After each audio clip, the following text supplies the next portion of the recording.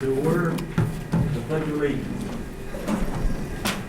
I pledge allegiance to the flag of the United States of America and to the republic for which it stands, one nation, under God, indivisible, with liberty and justice for all.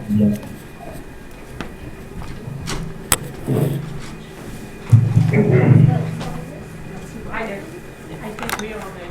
You can give it to Danielle and give it I think we saw that, Stacy. We had an executive session from 6:45 to 6:53, and it was reference to a Fairview Lake property that was sold to a Matthew Berwick in a judicial sale, and the chances that we get no liens, but we may end up, for $50,000, we may end up with some tax money rebate. That is that. The other one is, we had a Claris conditional use hearing continued last Monday, April 26th, and the result of it was the solicitor is preparing and has 45 days by June 10th to file a borough's written response. Council will consider conditional use at its June 7th meeting. The other thing here, Solicitor Clark Connor thinks it would be best to have a meeting on this issue before he sends it in. He's not quite sure when his 45 days start, and that's his problem. So he's trying to get a date, and then we'll have a meeting. I don't know if we'll need all of us there or just enough, not a quorum, let's put it that way, just to see what we're in agreement. We cannot hear you. You can't hear me. No. Well, I'll set on this, okay? Maybe you can hear me now. Okay. Next order of business is the approval of minutes of March 15th, 2021.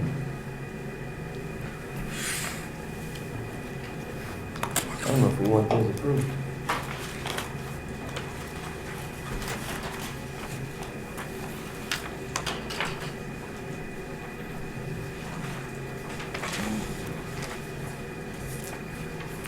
You want those approved? The first two, yeah. Yeah, those were on the agenda. They're okay? Yeah. All right. Everybody have a chance to review the minutes of March 15th, 2021? Are there any comments on those? If not, I would enter a motion to accept the minutes as presented of March 15th, 2021.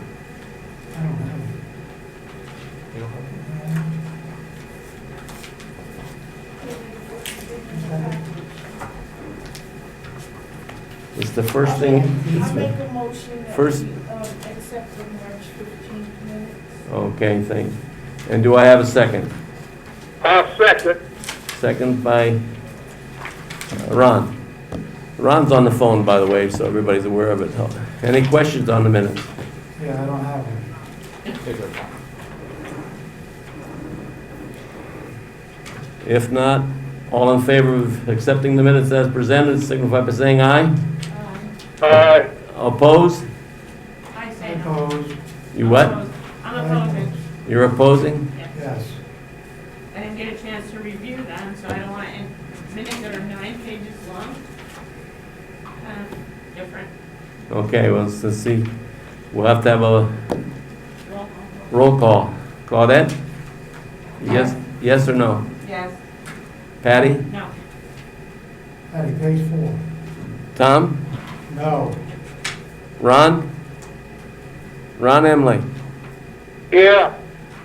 Are you in favor of accepting the minutes of March 15th? Yes. Yes. Stacy? Yes. Okay, and I'm a yes also. All right, carried 1, 2, 3, 4 to 2. All right. Now the next one is the April 5th minutes of the public hearing with Wawa. That was just for transferring, transferring the liquor license. So I make a motion that we accept the minutes for our public hearing on April 5th. I'll second that. Regularly moved and seconded to accept the minutes for the public hearing of Monday, April 5th. It was first and seconded on the question. All in favor, signify by saying aye. Aye. Opposed? Aye. Motion so carried. And then we have 4 minutes that they're not yet complete, so we can't do nothing with them. Why is it that the minutes for March 4th is not completed? March what? 4th.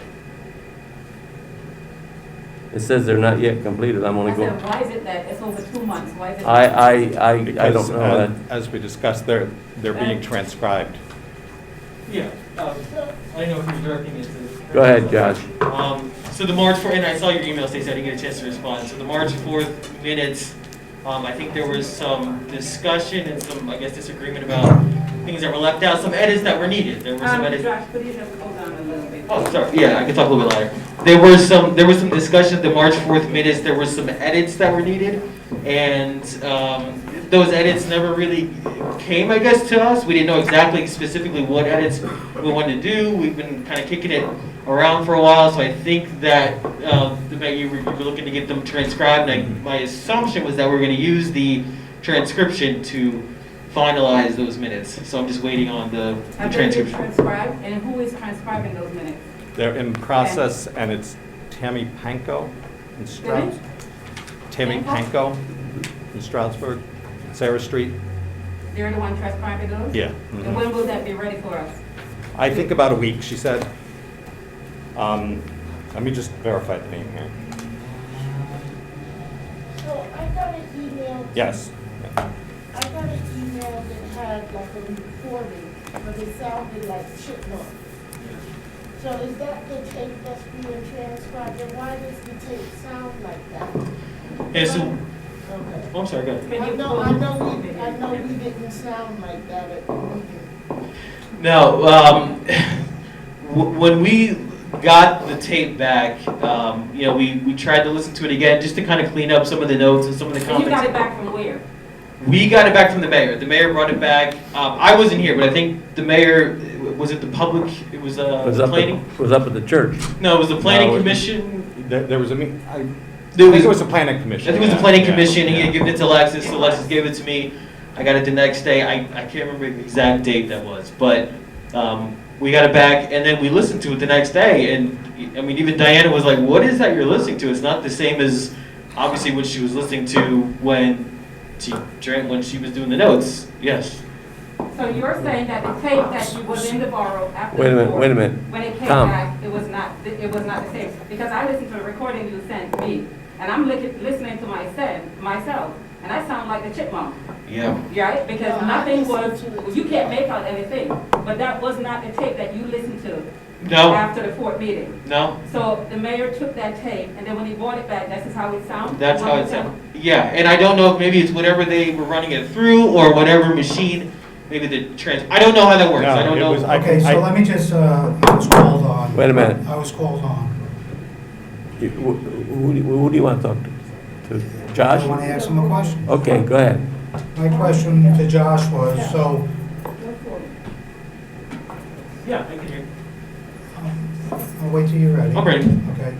My question to you, Josh, so you're saying when you first heard it, it was clear, right? Correct. Okay. And that being said, you wrote things in the minutes that you said you heard. There were That things in was the clear. Correct, that we paraphrased. Okay. Did you hear me say the word paraphrased? The minutes are not a transcription, they're paraphrases of things that you take notes of, things that you hear, you put them together. I did send that email out, to your point, I think the point you're making is that specific comment that Right. former President Williams had made regarding you and Patty. Right. Right. So you saying you heard that on a tape? No, he's paraphrasing. Paraphrasing. So. You know what paraphrase is? Yeah, I understand. Okay. In the original minutes that you did, Correct. you said that I said, or I'm sorry, Ms. Williams said color of skin. And that's supposedly not in there because that's not why. If you listen to the chipmunk piece, it actually made a statement like that where I said, Is it because of who I am? Is it because of the color of my skin? You didn't say color of skin according There's to some what's piece here of it now. that's in there. But what Wait a we're minute, wait a dealing minute. with right Hey. now is that tape that you received, that the mayor returned to you, is not the same tape that left this building. That's correct. Okay, exactly. Okay, That's so- what I'm I'm saying talking when about. you first It was heard that cut tape. Wait a minute, when one- I lived into it. It's not the same tape. One not the talk same at a tape. time. Okay. Okay. It is the same tape, so if you're gonna stand and accuse people of things. We're not using- it- we're it just went- saying- Wait a minute, wait a minute. Look at It went to a professional music producer. Oh, Music. just, Yes. English is the one that. The No, bottom no. line was that what it was saying wasn't exactly what the minutes, or what happened at that particular meeting, and that's why they engaged a court stenographer to listen to it and type up the minutes. We understand that, Is it a Councilman, court but stenographer? however, the tape sounds different. It's like a chipmunk. This is what we're saying. I Why is it can't different from verify what that, you or had I can't original? verify that or nothing, so. Okay, but the people who listened to the tape when they first got it, that were in the office, when they got the tape back from the mayor, it's not the same tape, it's not the same recording. He sent us a piece of it, and what we heard is a chipmunk kind of sounding. Let me ask technically, Wait a minute. Look, we're not getting this thing out of control right now, I'll tell you right now. Is there a policeman back there? There's gonna be some people going out the door. Oh, Yeah? oh, because I am speaking? okay. No, I'm not asking a because you're question, speaking, I'm gonna be because you're removed by the speaking police. out of turn and I am gonna be every. removed by the police because I'm asking about a tape? No, I I'm an didn't. elected official. I'm in this saying borough. if we get out of control, that's all I said, Claudette. I didn't say anything other than that. Who's getting out of control though? Well, man? everybody's talking, aren't Thank they? you. The last If that's not out of executive control, what is it? meeting- The last executive Look meeting, at- we were at Councilman, President. We're gonna run this meeting the way it should be, and not everybody's gonna talk, I'm gonna acknowledge who talks, okay? Okay, so the last executive meeting we had, when I asked a question and it was interrupted, where the mayor told me to shut up, or to zip it or shut up, you told me that if I don't, and I said, why are we here for an hour when 5 minutes of it was personnel? You told me if I didn't like the topic, I should get out. Now you just said, if I come, you're looking for the police, if there's disruption, we're gonna be removed. I just want to confirm it. Well, you're not confirming anything by me, because I didn't say it, so you can say whatever you want. I never said that.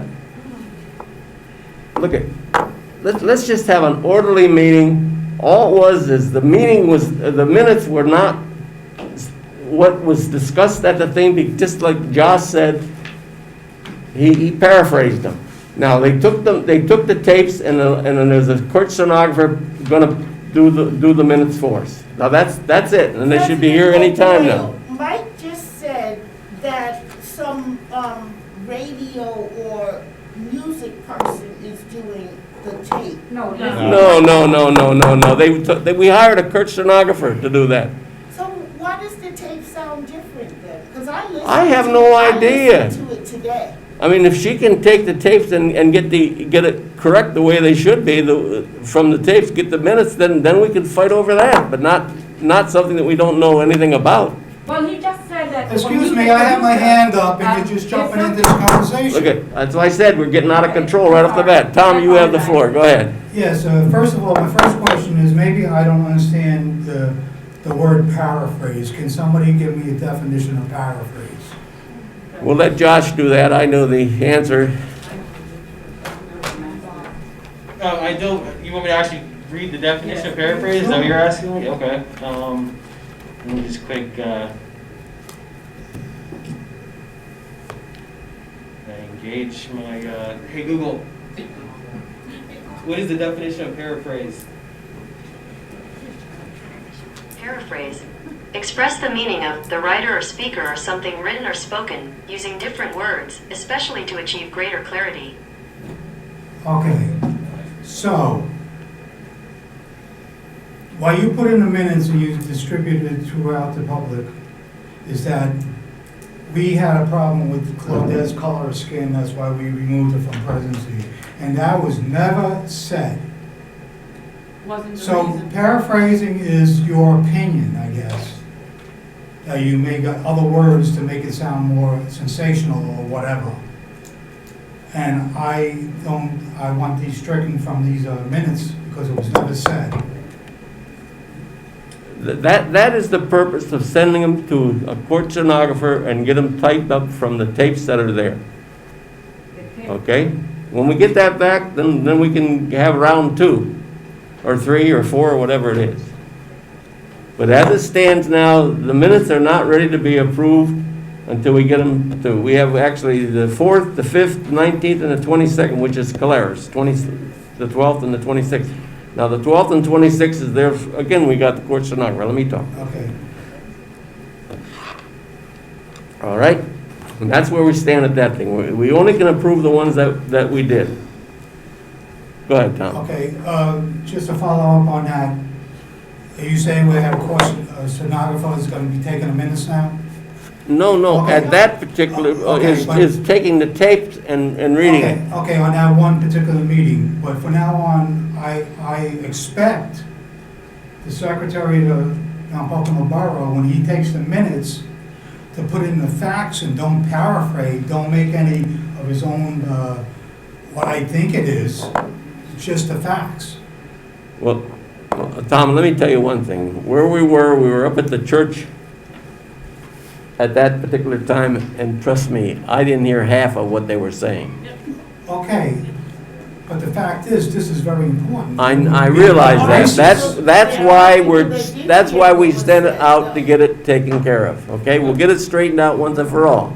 Can I just make a comment? So I noticed in the March 4th minutes, it says, under the president report, President C. Williams said the borough is in a bad place. She mentioned council members T. Neville and P. Bucko as being opposed to her possibly because of the color of her skin. She mentioned the borough manager is still not bonded, but the application has been submitted. Further down, in the still a paraphrase, I did say, and you never brought attention to this, the mayor actually said, according to these notes, that he said at the bottom of his paragraph, the mayor said race should not have been brought up and it is not an issue on this council. So if race was never brought up, then why, you never brought attention to this Well, like paragraph? Franny said, I couldn't hear half of the meeting either. So I'm just, is that one of the edits that should be taken out? Did the mayor not say that race should have been brought up? He might have said. No, I said race should not be brought up. Yeah, It but if it wasn't was an never issue of brought up, racism. then what? Josh, is that a tape from that meeting? Or Well, is yeah, that this is what just you myself. typed up? This is just my cell phone, and I'm reading the notes from March 4th. What you wrote from, where you paraphrased it, or what you wrote? I'm not sure I understand the question. The question is that the minutes that you wrote from that particular, These are the March 4th minutes that, yes, that were that typed you up. wrote up that nobody could hear? Like Yeah. maybe you? Yeah, I'm Okay, just reading, all right. yes. Well, then that's the same issue. They have a tape on them, the legal person is taking that tape and gonna type up the minutes from that. Gotcha. That's the issue. And until we get that, which should be very shortly, then we'll take it from there. So are we then gonna compare them to the notes that Josh had? I'm sorry, I didn't hear you. Are we gonna compare the notes that the stenographer gives us to the notes that Josh has? I don't know what the body's gonna do. I think we should compare them to the minutes. Yeah, I would say yeah, because I never, when the first email was sent, I think it was either you or Patty, I never objected that edits should be made. You said there should be some edits made. I did ask what edits, nobody ever got back to me, and then the tape went missing. So I don't disagree that edits would need to be When you asked if made. there was, I told you that it was never said. Look at, we discussed And this then you put- enough. Yeah, I got, Then you yeah. put Let's- it in the April 5th meetings, the same thing. We could do this every meeting until we get the ones from the court stenographer. So let's just table it and not approve these minutes, which we can't until we get the true results. There's no use chewing over fat that no one knows exactly what it is. All right, we're going into the officer report and the president report. I think I gave it already. The mayor report. Well, this meeting's gonna prove me a liar. So I Microphone, Mike. I was about to say we've turned the corner. We had a few months of difficult, uncivil meetings at the beginning of the year, but we've now had a number of meetings conducted with civility and promoting an atmosphere of reasoned public debate and the business of the borough. Over the course of the last month and a half, we've met for 6 meetings plus work sessions. and moved a lot of regular business through the agenda. Office infrastructure, employee staffing, a fee schedule, short-term rental consideration, sketch plans and land development plans, consideration of a new bypass road, and so on. Council's been very productive. On behalf of the public, I hope I and council can contribute to move forward productively and civilly. In 2019, council passed Resolution 9, a code of conduct, to help ensure civility and open expression of ideas. Included with today's materials is a copy of that code of conduct, so the public can hold council to that promise. And among the promises made in that code of conduct are comments by persons to be heard are limited to 3 to 5 minutes to allow full consideration by council and open exchange of ideas. Public comments are limited to residents and taxpayers of the borough. Parties making a formal presentation to borough council must use a microphone and designate one person to speak. All public comments should be conducted in a civil and polite manner. Personal attacks on members of council, borough employees, members of the audience, or any other persons are prohibited. Accusations, defamatory, contentious, scandalous, impertinent, redundant, or disruptive comments are prohibited and considered out of order. And just a reminder, to be placed on the agenda as a person to be heard, it's necessary to contact the borough secretary in writing by noon the Thursday prior to the meeting, include a brief description of the topic to be talked about. So members of council have good intentions, the audience and public have good intentions, I have good intentions, and it's easy to get carried away in the heat of a discussion or debate like just happened. But following these rules with the goal of civil debate, we can carry out the business of the borough most effectively. And I hope we'll go forward and do that. That's my report. Okay, I have something I want to say. Number one, there should be no cell phones on at this particular time, and nobody should be taping this meeting except us, meaning Josh. If anybody is, they're in here. Well, I guess Matt. I am recording this meeting. They're allowed to record, Fran. Okay, all right. He's permitted to record the meeting. All right, but that's it. All right, we'll go to the borough secretary then. You want to make a report on, Yes, sir.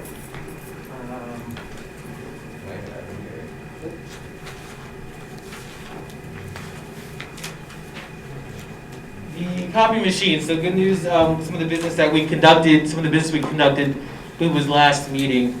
The copy machine will arrive tomorrow, May the 4th, and we will all be trained on how to use it. I mean, it should be pretty straightforward. We're going from a Ryco to a Ryco, the brand, same brand, so that should be pretty easy. The phone system, President Boyle and the mayor were in, like a week and a half or so ago, so we did sign the agreement for the phones, and I did create the online account, so now I'm just waiting for George to do kind of his part in the back end, and then we are still working on trying to get a date for installation. Excuse me, Josh. Yes. One question. On the phone system, I'm not too positive about it. Is this gonna fix that recording when somebody calls the borough? By fix it, you mean have the correct names? That and, because I called the borough today and Yeah. it was a mess. Absolutely, yeah. And I get told that every day, like my extension has changed, but the recording, the greeting is still Lori's voice, and we just had so many issues with trying to change that. So yes, it will all be brand new recording. We can decide whether it's an automated person or a live person picking up, but it'll all be new. It'll be our own voices, correct extensions, everything like that. Yeah. okay, and on those, let's say on number 4, it's not going to say who, like zoning officer and a name. It's just going to say zoning officer, boom. When you put the person's name in there, if they leave, then you're in trouble again, okay? Just put zoning officer and let them transfer number 4, whatever her number is, and it'll go to her. We can certainly do that, yeah. I think there's It different- should be that way, otherwise you're going to have the same problem you have now. They leave and we'll be in the same boat. But true, maybe, You but can change it. yeah, I'll just say, I think this new system is a lot newer, it's a lot more user-friendly, so I think they're gonna show us how had to do all that ourselves. Like, they Should be able to. Yes, I'm yes, sorry for yeah. interrupting. No, yeah, absolutely. But you should have no names in there other But I than. understand your point on the generalization, that's Because what we've then, been trying to then do. you'll never have to change it, as long as I'm around anyhow. Yeah. Yep. I don't know, I think we should have names. Well, you change it to zoning officer, and then the zoning officer answers the phone and tells her who she is. I know, but it gives it personal touch as well. So, I mean, and it's a new system, so you will be able to change the names. The one that we have is, I don't know, 30 years old. Yeah. something No, like it isn't. Yes, it It's is. something like that. Maybe It's, yeah. It's old. McDavitt put it in there. McDavitt put it in there, he rewired the whole, I talked to Dan. He put the whole system in and all that, and that was in 2013. I don't think so. No, it was the 90s. Well, maybe it was older than that, maybe he gave me the wrong date, but he's the individual that put it in, maybe it's 2003. I think it was. Maybe 1993. But he put it in, he put it in with the names and everything else like that, and ever since then, when one person left, we could never change it, for whatever reason. The next update is, just I want to kind of briefly touch on 34 Summit Drive. I did speak to the residents that were here at the last meeting, the PECs. And I also spoke to Chuck. Is Chuck on? No. Oh, he's, okay. I spoke to Chuck, our engineer, and I did speak to Jim Trumbetta, our road crew supervisor. It's a tough situation. Perhaps we can maybe speak a little bit more, later. But essentially, and I think you have that in your packets, Chuck's his report on the on-site assessment that he did last year, September 16th, 2020.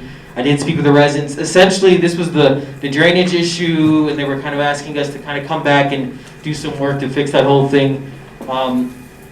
Chuck did recommend, or he suggested one of the things that perhaps could help. One of the issues was putting a culvert from their side to the other side of the street. I did talk to Jim though, but the other side of the street, the elevation is higher than there, so it probably wouldn't alleviate those issues.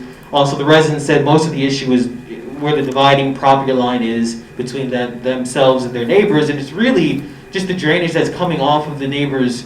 Their neighbors' drains are actually pointed towards the other property, so it's just all flowing that way. It's their property is lower than the neighbor's property. And I did speak to them because they had said, well, can the borough come and fix it? And I said, well, we're trying to identify specifically what is our responsibility as the borough, what's the public area, and what is, on private property. We can't just kind of go on private property and do a bunch of work for the homeowners, because then you set a bad precedent to do that for everybody. So I was trying to explain that a little bit. I'm at a loss a little bit for exactly what we can do. They did mention that the neighbors got a truckload of dirt from the borough a while back, and she was asking if we can give some dirt like that. And so I was trying to clarify. I said, well, if we provided the dirt, but you have your own contractor, your own landscaper, they said no. They were looking for the road crew to actually do some of that work. So maybe it's something I know. I think you're the chair, I believe, of the. That committee. Maybe it's something we can talk about later. Exactly what response and to give them formally. No, I'm. Or you are okay. Yeah. Now, this is what I was told. The house was a Habitat house. Okay, they built, and then behind it was a little bit lower, and they asked. I can't hear you. It was a little bit lower than what it is now, and they asked if they could put some dirt in there, which they did. From that point on, it came down to this lot 34, because they're lower than that now. Correct. Now, this is a long time ago since that. I'll probably look up and see when the Habitat house was built. Yeah. Right. So I'm just saying I'm gonna call. I told them I would just bring it up to you, give you guys the update, and then I would connect with them again, tomorrow or later this week. But if there's not, I'm hesitant at just saying, yeah, we can do anything, because I don't know that legally we can. Yeah. Josh, what did the road supervisor and say about it? Bottom line. Bottom line, it's really a neighbor issue. It's neighbor versus, not neighbor versus neighbor, but it really is the private property neighbor issue. Maybe we can get the neighbor to direct their water away from their property with longer pipes or whatever. Possibly, okay. We have a letter here from Barry Isett, and, which is from Chuck, really. And I think we should table this until the work session. I haven't had, this is the first time I've seen it, and see what the, Well, this letter's from 2020. Yeah, that's so old. It's oh, 2020, Yeah, I yes. just threw it in there. Okay, so now you're talking like what? I mean, this doesn't happen yesterday. No. It's been going on for a while. So, But I it's- just want to give you that update. It's- Right, 'cause well- I don't want to leave them in limbo forever. I haven't told them no, but there's not a whole lot we really can do, so. Okay, All right, all right. Now we have one more, 14 Heath. Yeah, and 14 Heath, I might have the wrong phone number. I did get an assessment back from Jim Trumbetta, but I haven't been able to connect. I might have the wrong number for Christine Stewart, I believe her name was. So, Stewart, yeah. So, if she's watching, hopefully reach out to us or call the borough office. I don't even know who, I think the railroad authority must own that lot in between there, or whatever it is. Yeah. That's been that way for 20 years or longer, since the property was built. Yeah. I mean, it's buyer beware is what it amounts to. I mean, there was a line, there was a water going down there, the guy built a bridge and had a pond, Sure, yeah. the previous owner. Yeah. Now, Jim and Chuck Nicholas went and, had it cleaned out for a little bit, and I guess it solved the problem for a while, but Right. it's always gonna be there. Didn't Jim mention that rubber lining was still stuck in the drain or something? Did I read that correctly? Yeah, Yeah. it was Okay, from a pond, it was from a pond or something that Right. they made. So Right, that's I still there. took it out. They took it out? Yeah, our guys redirect the water, Okay. which again, is not borough responsibility. Right. Well, No, it was the property owner, what he did is he had fish in there. He dug a hole, Right. he put a bridge over it, and the bridge is still there. But my But our question guys is, went and took care of it. And they fixed it as much as they could between Nick and Jimmy. but But that's, it's wetlands, you can't take any piece of equipment in there unless you wanna be towing them out. but that's not borough responsibility. No, I agree. It was there before she bought the property, and unfortunately, it's there now. Yeah. So, I mean, and Jim, I'm just reading over what he had said, and he did say that, all that was designed, like you mentioned there, the railroad tracks, it was all designed and engineered by the developer and the Summit Point development, not the borough. The lake is just continually gonna drain and leak, so that's a tough one too. Well, what I'm just saying is the borough did as much as possibly can for this piece of property and clearing that drain that the rubber mat went into it, so we were trying, So the next item was the county, and I did see President Boyle and the mayor, you did put this on the agenda a little bit later. I didn't know if you had different information, but, okay, this is, so the letter, we finally just got it done. I mean, we sent it to County Waste, I asked him if that's what they needed, that's what he needed, he signed it, he sent it back, so we're good for another year. Okay. So So we have our copy, and then this should be put in with the contract Yes. that we have with the county for 1 year, and then next year, I guess it can be done for 2 years, and we'll send the same letter out. Correct, yes. For vacancy board, we still haven't, I think we only had one. We had one person, Matt Hensel, had submitted a letter. I think we were trying to wait to see if anybody else had submitted. We did get another one. I got one here from Lori. I think we accept Matt already, to be truthful with you. No, we didn't. No, we didn't. Because we wanted to wait for some others. So Lori Noonan did submit a letter as well. So we just have two. So I would, that's for you to decide, And council. who was that, Josh? I'm sorry. Oh, it's in there. There's a No, letter Who's the second one? for Lori Noonan. ex-secretary? I would imagine. Okay, Lori Noonan, yeah. Just got an email. okay, thank you. Sure. And the April maintenance overview is included for your review, as well as the vehicle expense report. If you have any questions, certainly you can direct those to Jim. And the newsletter is in there as well. This is the newsletter that Diana puts together, and she spends a lot of time. Excuse me, Yep. you're coming in a little muffled. Can you guys all hear him? Yeah, nobody is hearing anything. Okay. I swore we. Is this a little better? I swore we accepted Matt as the vacancy board? I was saying that Newsletter. the newsletter, Diana works on it. The newsletter is there as well as the calendar, so you can look through that. Some things that are they're added there. I have a comment on the newsletter. We can't hear you. She doesn't have a I mic. don't have a mic. That's it? Yes, speak out. Oh, I can't, oh. Use your voice. Go up there. Okay, I was saying, can you hear me? Now, yeah. Yes. Okay, so I was saying I had a comment on the newsletter because I read it for May. And I think that we need to add the information about the municipal authority, okay? Okay. Because I called the municipal authority. I have not received a sewer bill in I don't know when. I don't know how many other residents haven't received it.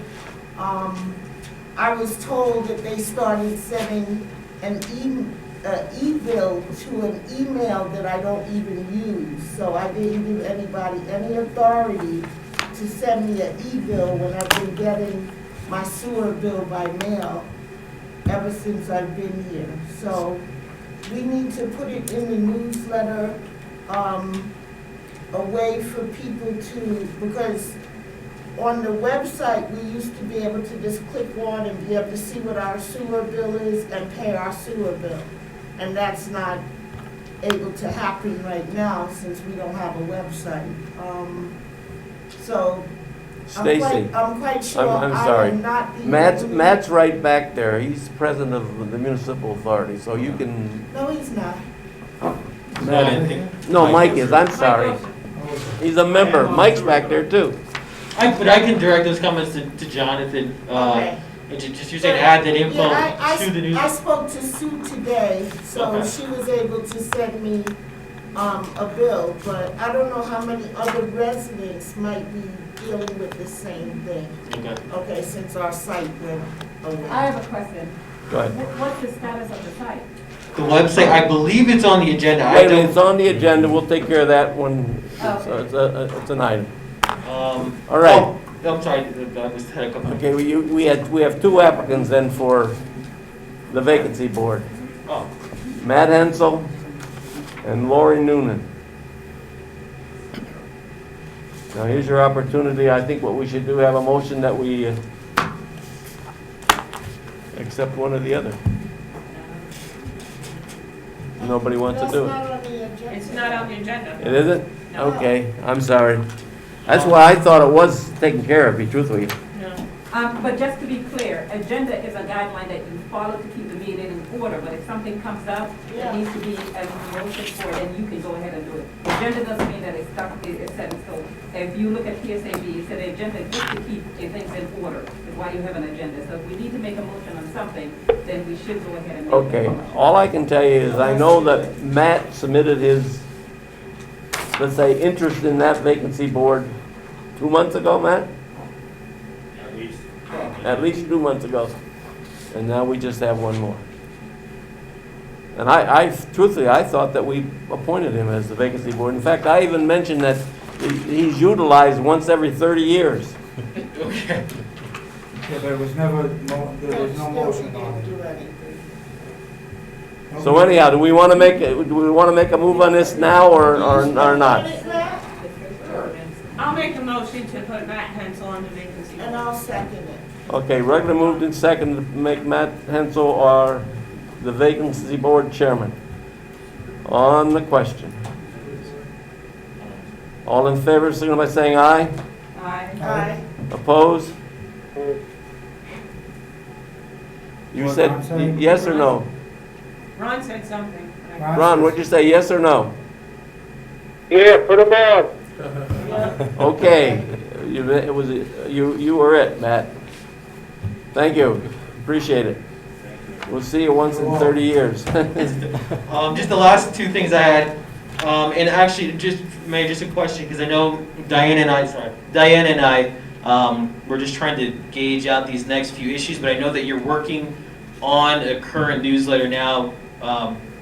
any idea like the time length? Because we, should we do a couple more issues and stop, or should we just do the rest of the year? Just keep, I'm waiting for your list of businesses. That's what we had spoken about. I need to get that to them before it can proceed. So. Okay, so you're just waiting for Yeah, that one yeah. list for the Yeah. newsletter, okay. So their business plan is to sell ads to local businesses, and they won't produce a newsletter without any possible revenue stream, so. yeah. Okay. Now, I think they do it once a month, to be truthfully. Are you, Is it gonna be once a month or quarterly? I think you said quarterly. Quarterly? Okay. What are we talking about now? okay. So the newsletter that Diana issues separately from the newsletter that the mayor is working on. He's working on like a borough, I think it's a borough-wide newsletter that would be issued quarterly, and it would replace this one that Diana does. Yeah, council approved a newsletter last year, and so that's what's in progress. There's a company that's going to produce a newsletter for us, and What we do? it'll be a, And is that Chris English that's going to be doing that? no. Okay. So who's doing that? Okay, so it's gonna go out quarterly. When we get the information, it'll be, I think Diana, what she was trying to do is get some information out there as far as what's happening now. That's great, that's great. In addition to the newsletter, there is a right to know request out for Tom Ford. Tom Ford had submitted a right to know request for the newsletter information. We're past even the 30-day deadline to get something. He just wanted to know the general information. I think he appealed it, and I think our solicitor is now going to handle it. Any idea when, Mayor, you can turn that information over, when we can? Yeah, Josh, you were in some emails today. I talked to Jim earlier, and tomorrow he's gathering that information for him. There's been some extenuating circumstances with my health and the burial of my brother, as you know. So. Gotcha. Okay. Thank you. Okay, thank you, Josh. Is that I'm sorry, I have one more thing. And it? I don't see it on the list. it's under Borough Secretary. It was switched in there. The compliance audit, I wanted to just add, Mr. Mike Ozer had mentioned last meeting, he kind of was throwing some words around like fraudulent, things like that, so I was a little concerned about that. So I contacted the Auditor General's office myself and just explained to them the whole situation. They said it was not an issue, not something that they were worried about. Actually, when the audit began, I was borough manager, and I had to send them the borough manager ordinance, and then it took a while, and then at the end, the position was switched. So they actually released, you'll have it, the compliance audit, and they just made the changes, and they added me. You can see I believe it's on the last page, it does say Mr. Joshua Walker, Borough Secretary, along with Mr. Francis O'Boyle and the Honorable Michael Penn and the Honorable Tom Wolf. So that copy is here. And this is a public document, so it's available for anybody if they want a copy of that. So that was definitely taken care of. So is this the document that Mike Ozer was saying that you signed and wasn't? That was this. Yeah, not the same document, but the exit memo papers that I had to submit to get this, that I had signed as manager/secretary/CAO, because who knows what my, the title was going to be or should be. Mike's question was, what position does he hold? That's what his question was when one of us signed. Correct. So I that think is. that answered it. No, Mike was saying that it was Ford that Josh signed these papers as the borough manager. Well, So that's I what don't have the Mike papers said. before me, but I don't. Correct. That is what Mike said. Right, he did use the word fraud, so I was concerned. I wanted to Exactly. reach out to Auditor General, make sure the borough was not in any bad place. They said it was probably being overblown, but they would definitely go ahead and make those changes as necessary. Okay. Thank you. Okay, Danielle? Yes. Oh, I'm sorry, I forgot one more thing. I'm sorry, Danielle. So it was after, and I think I sent this email out, but I was trying to figure out exactly what's going on for the borough secretary. The probationary period was extended Right. another 60 days, correct? May 20th. Until May 20th. What was the reason, President O'Boyle? Well, that's a personnel matter, it really shouldn't be discussed in a public meeting. Okay, is that something that I'd be able to get some information? I'm just not sure what, because usually when you extend it, you give some information like what I need to work on to improve my job. I want to make sure that I'm, performing well, so is it performing? I think the lady that made the motion isn't here. But I'm asking you, Mr. President, what was, That should not be discussed in an open meeting, Okay, Joshua. And if you want that information, I would suggest that you give Mr. O'Boyle a call or Okay. meet with him privately. But that we don't discuss personnel matters in open meetings, just not with you, with anybody. Gotcha. The second question, the agreement that was sent to me for the bond. So the bond was received. The solicitor's office had sent me an agreement to sign regarding some things that were in there regarding the payment of the bond. There were some things in there, the language I was uncomfortable with, so I sent those revisions back. Did everybody receive those? The revisions that I sent back? Okay. So I was just curious, I hadn't heard anything back. I think I did ask you, Mr. President, at one point, what's going on with that. I think you had said you guys were just going to wait until the end of the probationary period. So I'm just curious what's going on with that, because I know the company did reach out to me and ask me about the payment, because we have not made that payment yet on the bond.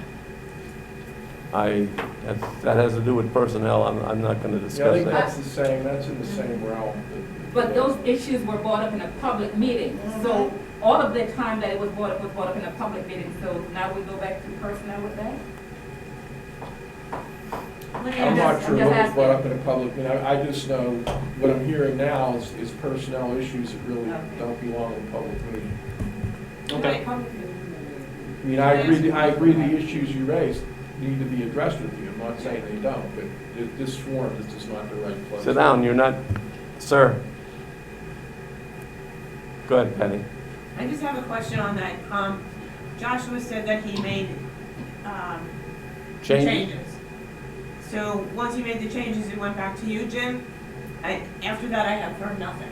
Neither have I. Okay. That's what my question was. I sent it back to Jim, the solicitor's office, and I have not heard anything regarding, am I supposed to sign something? Am I going to have a job May 20th? Or you just wait? I don't know. I'm just trying to make sure I'm doing my job well, and I'm just trying to get some direction from the council. I serve at the pleasure of the council, so I'm just trying to make sure I'm on the right track. Jim, I saw that last one was written, it said, Yeah, you don't forget that, read it over quick, it's supposed to be weekly, not monthly. The deduction of the payment.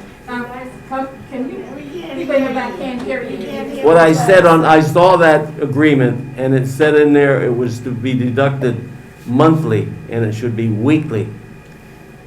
Correct. That was one of the changes, the revisions I sent back. And Right. The solicitor's office had monthly. That's That's the last I saw of that. There were some other ones in there too, but that's fine. We can discuss it later. And the last question I had, I did send an email out. This was in regards to that meeting. I don't remember what date now. All the meetings are right. It might have been April 5th or so. But there was a meeting where we were talking about some of the documents that were missing, the tapes that were missing, things like that. I know the next day the mayor had come in, and I did send that email out. The mayor had come in to the borough manager's office where I, the borough secretary, work, and I was approached by him, and it was sort of an uncomfortable thing. So I'm just trying to get some clarification as far as where we're going with this.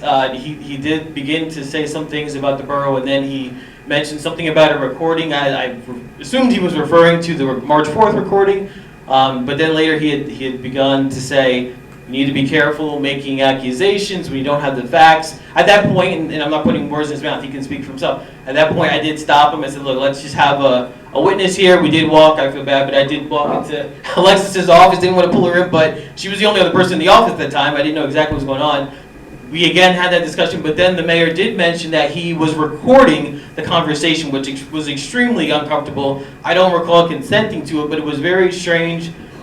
We did just continue talking. He did basically said, you got to be careful not making accusations when you don't have the facts. I asked him what was he referring to. He said, he did take the documents, but, and this is, I mean, I'm not putting words in his mouth, but he had said, from what I remember, he did take the documents at the behest of counsel. I thought he was referring to this counsel, but then he did clarify it was legal counsel, and then asked him what he's talking about. Is he talking about Jim? Is he talking about our labor attorney? He said he couldn't tell me. There were some situations, some circumstances, things that I didn't know and I wasn't aware of that he was gathering, et cetera, et cetera. I'm not sure what that meant. Was I supposed to be afraid? Was I supposed to be concerned? And then the meeting, that meeting abruptly ended. It was very, very just uncomfortable and just, you know, I asked, so there are 2 right to know requests that were submitted for that recording, because it was a recording between 2 public official and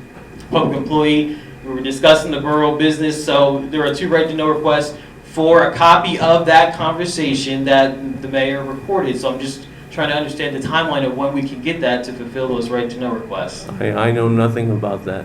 You know, I did bring it up to you the next day. I'm going to let Jim field that because Jim knows about it and we spoke about it today, and I think the That's accusations are. I advised the mayor that I need to review that tape to see if it's within the ambit of a right to know, so hopefully I'll get it soon and be able to do that.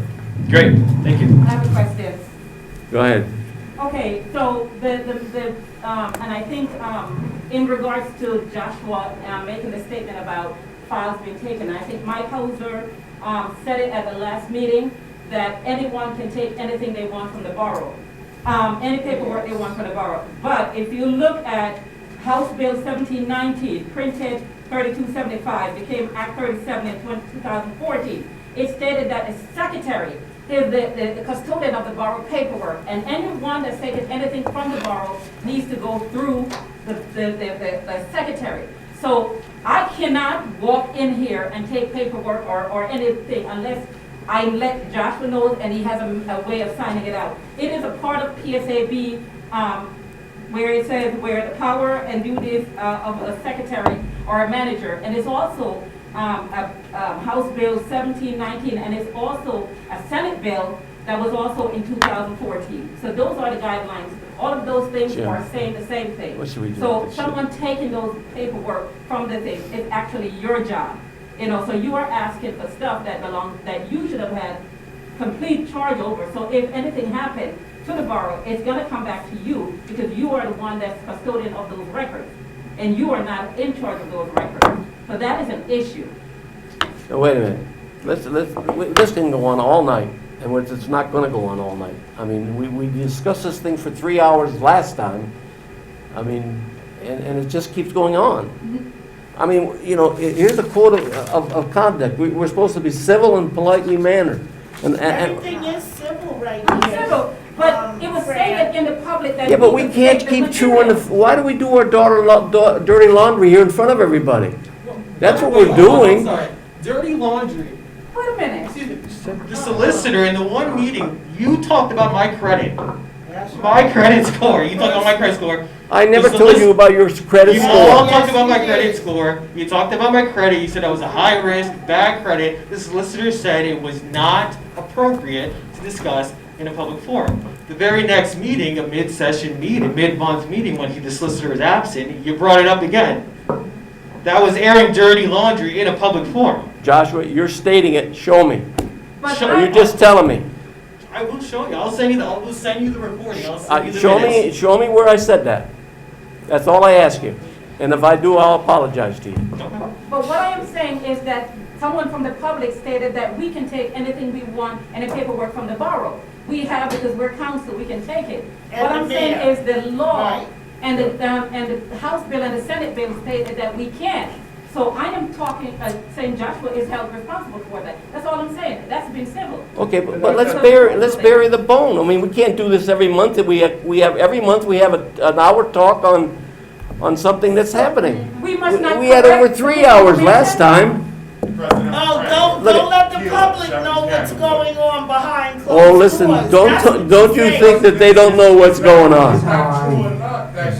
I'm sorry, sir. I can't accept you until the end of this meeting. We have to wait until public participation. I was just correcting a statement that was made. Okay, to make sure we're all clear the issue is closed, okay? If I said that, Josh, I apologize to you. That's all I can tell you, because I don't recall that I ever said that. Now we're gonna go into the treasurer's report. We had enough on this one here. Danielle? Yes, sir. Current bills list is $53,613.16.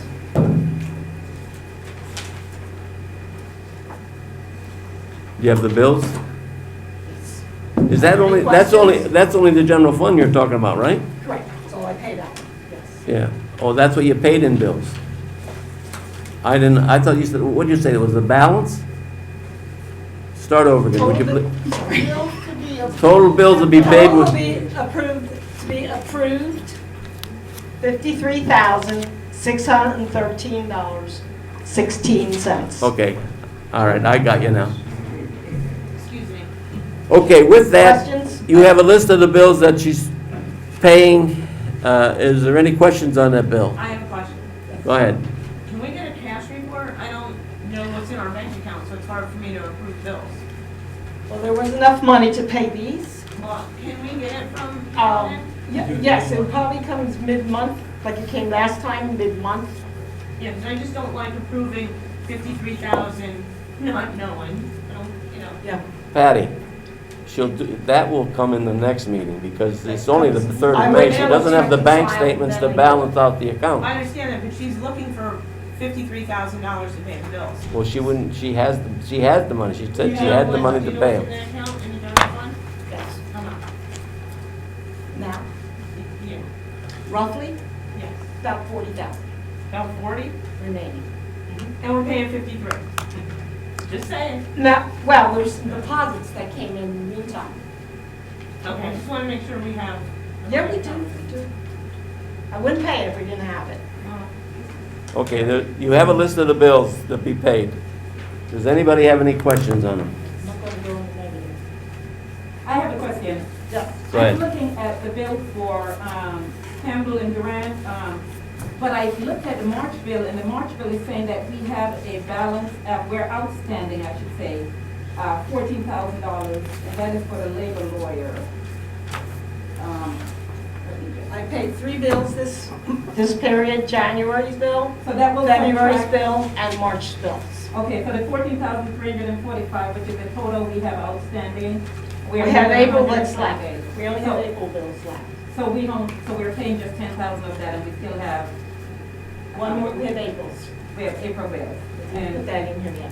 so that 14,345 is a part of the April bill? What are you I talking think about, when I sent 14? an email, it No. was the end of March 31st. I don't, Claudette, I don't think it's 40,000. I think it's less than that than we owe because we did pay the ones from, let's say, last year, 2020. Okay. This is 2021 bills that you're paying now, right, Danielle? Yes, January 21. Okay, I and understand that. actually, I think And they March. equal about, April, to date, I about think. $17,000. I understand that, but the bill that I have is the end of March, which is right before April, and it's 14,345.37 that's back. So I'm just asking that $10,000 we're paying now, that will still leave us a balance of 4,000? You sure you're looking at a total due or just for that month? I sent the April bill to you. Justin, to the one I sent. Whatever's in April bill is the only bill left. Okay. At this point. Okay, but it's not a part of that 14,000? 10,000, you mean 10,000? Yeah, okay. 10,000. I just have She the, means a 10. no. We still have some more bills to Here's pay the bill to, that was sent out. We're past due 14,345.07, and this was March 31st, is what I'm asking. bill first now? Right, okay, so I'm just saying, Yeah. but if we're only paying They 10,000. don't have what I'm paying today on this. Okay, but that, so that part, okay. They don't have. And it does say March 21st, right? March 31st, 2021. Okay, because they say that it might be 2021. Right, so Okay, this will, once they receive their check, this will change. okay, to about 4,000 different. Okay, okay, all right, thank you. okay? Any other questions? Yeah, I have one question on Campbell Durant. March bill, 6,600. Yeah. Wait now, why is that? Is it part of the union negotiations? Definitely, that's what it is. Yeah. I reviewed that. For that bill, what is happening? I'm not sure why we're paying our labor lawyer to review our existing handbook. We paid, I'm not sure why we're doing that, $340 for reviewing of our existing handbook. And That's not our labor lawyer, that's Jim. no, it's here, it's on Durant's, Campbell and Durant C&D. They're reviewing our existing handbook. Are they reviewing the handbook because of union negotiations. Not that I know Would of. that be? I don't know, is that something, Jim, is that something Jim you has want it to here. forward to That's the one we, Gretchen or no? we're, Yeah. I've looked at It- no, I've done work in a handbook. Right. I don't know anything about Campbell and Durant. Okay? I haven't talked to Campbell and Durant. did anybody about- give them the? No. Okay. All right, did anybody give them our existing handbook? That's right here. So, For incorporated, I so think it has to do with the $6,000, contract, but I think that's like a lot. Yeah. that's March 19, March 18, we have two extra accounts, two payment, 340 and there's a 66 for employee handbook. And Danielle, do you edit- have it? You have a breakdown for that? I don't know, I just have the bill. Where'd you get that bill? It's in here? It's a March, I Is think. it our packet? I'm not, No, no, the bill no, is not it's in the not. package, just the total amount of it. But what she's paying is the bills for the actual charges for January, February, and March, and the total of that is $10,728 even. That's for, it could be for both. Hearings, March labor, the labor contract. March $6,600. That's what they're asking. That's my question. My question, January was only 1,900, February was 2,100, and then March is 66. Without looking into it further, the only way, the best guess is that they were looking at the, we're doing the union negotiations. So I don't have that in front of me to know what it says there. But if it's talking about handbook, I don't know without talking to them, but I'm guessing it's, excuse me, the review of the, I don't know if she's calling the handbook, the contract, Negotiations? the negotiations, we have the proposals. There's a lot of work involved in that, so I don't know without checking into it further. But the union negotiations are going on actively right now, so. Gretchen is handling all of that? Yeah. And the firm. Okay, any other? Patty, did you get your answer? not really, but There's one, I think there's one more bill. Is there one or two bills to be paid yet to I only them? have an April bill, it's not. She has a, right, an April bill is probably dated in May. No, it has to be April, right? You got January, February, okay, April, Next time, no, you have one to pay, right? And then we're current with no, them. I understand all that. I'm just curious, 6,600 is a lot of money. So, for that reason, I will make a motion to approve these bills except for Campbell and Durant until we could, I would Find out like what to we're see the paying bills for March. I would like to see that bill. No, I want to make a motion to approve the bills without Campbell and Durant. Withholding Campbell and, Holding that until the middle of the month until we can review. Withholding the whole 10,000 or just the No, Yeah, six- the whole thing, the whole thing. why are you holding up January and February? I want to review your account. Okay, don't send them any bills. Withdraw, Well, she made a withdraw, I made a motion to. Campbell withdraw. Dern's, check from that, just hold it, don't void it or anything, just hold it. No, just hold. You got the Don't we check. have to vote on that? We I can made vote a on paying the bills I'll less second that it. way. Trying. I'll second. Okay. Motion made, second. Discussion? I just want to hold it, if Danielle, if you could please fax or email me that bill, I appreciate it. and- All three of them? or- Yes, please. Let's go to vote. So you wanna pay it or not pay it? No, I'm withholding. You Campbell want and that Durant. one bill for 66? No, I'm withholding all of Campbell and Durant from January until March. That's Okay. my motion. All right, so take that off the bills to be paid. And that's what the bill to be paid should be, whatever the amount is. So we don't have to vote on it then? Yeah, I made a No, motion. but She he's seconded. telling her She to made a withdraw. she made a motion to withhold that for review. Right. And then we should have a second. Who has who's Stacy second? second. Stacy, you second it? Yes, I did. Okay, on the If anybody question. do need a copy of those bills, I have February, I think, in January, that. Well, we're not gonna look at them now. But Call the they question. don't have to look at it, but I. Let's have a vote on it, please. Okay. All in favor? All in favor of withholding the Aye. bills from Campbell Duran, signify by saying aye. Aye. Opposed? Aye. Motion so carried. You're withholding. Okay, we gotta have a, No, he said No, he aye. was- so you're an aye man, okay. All right, so the bills then to be paid will be $53,613.17 less $10,777,728. Yes. Can you do that real quick, or do I have to?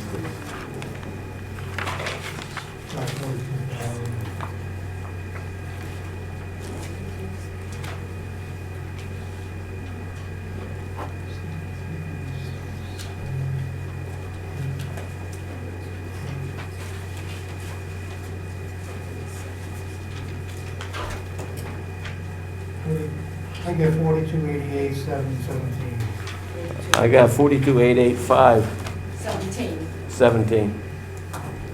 The total bills then would be $42,885.17, and that is taking $10,728 from the list of the bills for Campbell Durham, PC.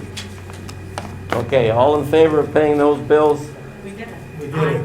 We did it already. It passed. We did it? Yeah. I thought it was less than that, okay. Her motion was to pay the bills except the Campbell Durant, correct? Right, we're paying every one of them except Campbellville. All right, anything else, Danielle? Zoning officer. Good evening, council. Okay, so first item that I have up, because I actually have some professionals waiting on the line to address any comments should there need be, is the Taco Bell land development modification. Basically, just to refresh everyone, the Taco Bell is a proposed fast food that's located within the Hirschland development. They've always been there. The reason why they're back in front of us now is because they wanted to revise their land development plan to include a dual drive-through lane as opposed to a single drive-through lane, which came through with the original approval. Just based on the scope of it, we did in our office decide that it should go back through Planning Commission. It did at the last Planning Commission meeting, and they made a recommendation to advance it to council. So tonight, I'm looking for a motion. Inside your packet is a sketch of what they're proposing, just so you can get an idea, just to refamiliarize yourself with the property. I apologize, I have no idea which order it's in there, but there's actually two exhibits for you to view. One just shows the overall development, so you can, just familiarize yourself with where they are on the property. And the second exhibit shows an overlay of what they're proposing versus what was initially approved. So what they're proposing is in red. As you're looking at it, I just want to let you know that this matter was reviewed by our engineer. He did generate some general comments. One of the things that we do have the applicant looking to verify is just making sure that they have the correct grades shown against the, I believe it's the westerly property line, which would be the property line between them and Mount Pocono Plaza. That was pretty much the only substantial comment that was made on that, and they're looking to address it. They did already confirm or demonstrate that the garbage, I'm sorry, that a trash truck can circulate through that section of the development with the modification. And other than that, I do have their consultants on if there were any other questions that you might have, but the way we see it through the zoning office is that this is a formality. It's mainly, we do have the engineer engaged just to make sure that, any site changes do get, excuse me. We're talking about changing a single one to a double. Correct. Okay, and this been approved by the Planning Commission. Yes, the recommendation came from planning. So and they have zoning. reviewed it and everything. I mean, I think that's the reason you have the planning commission. I think we just approve it.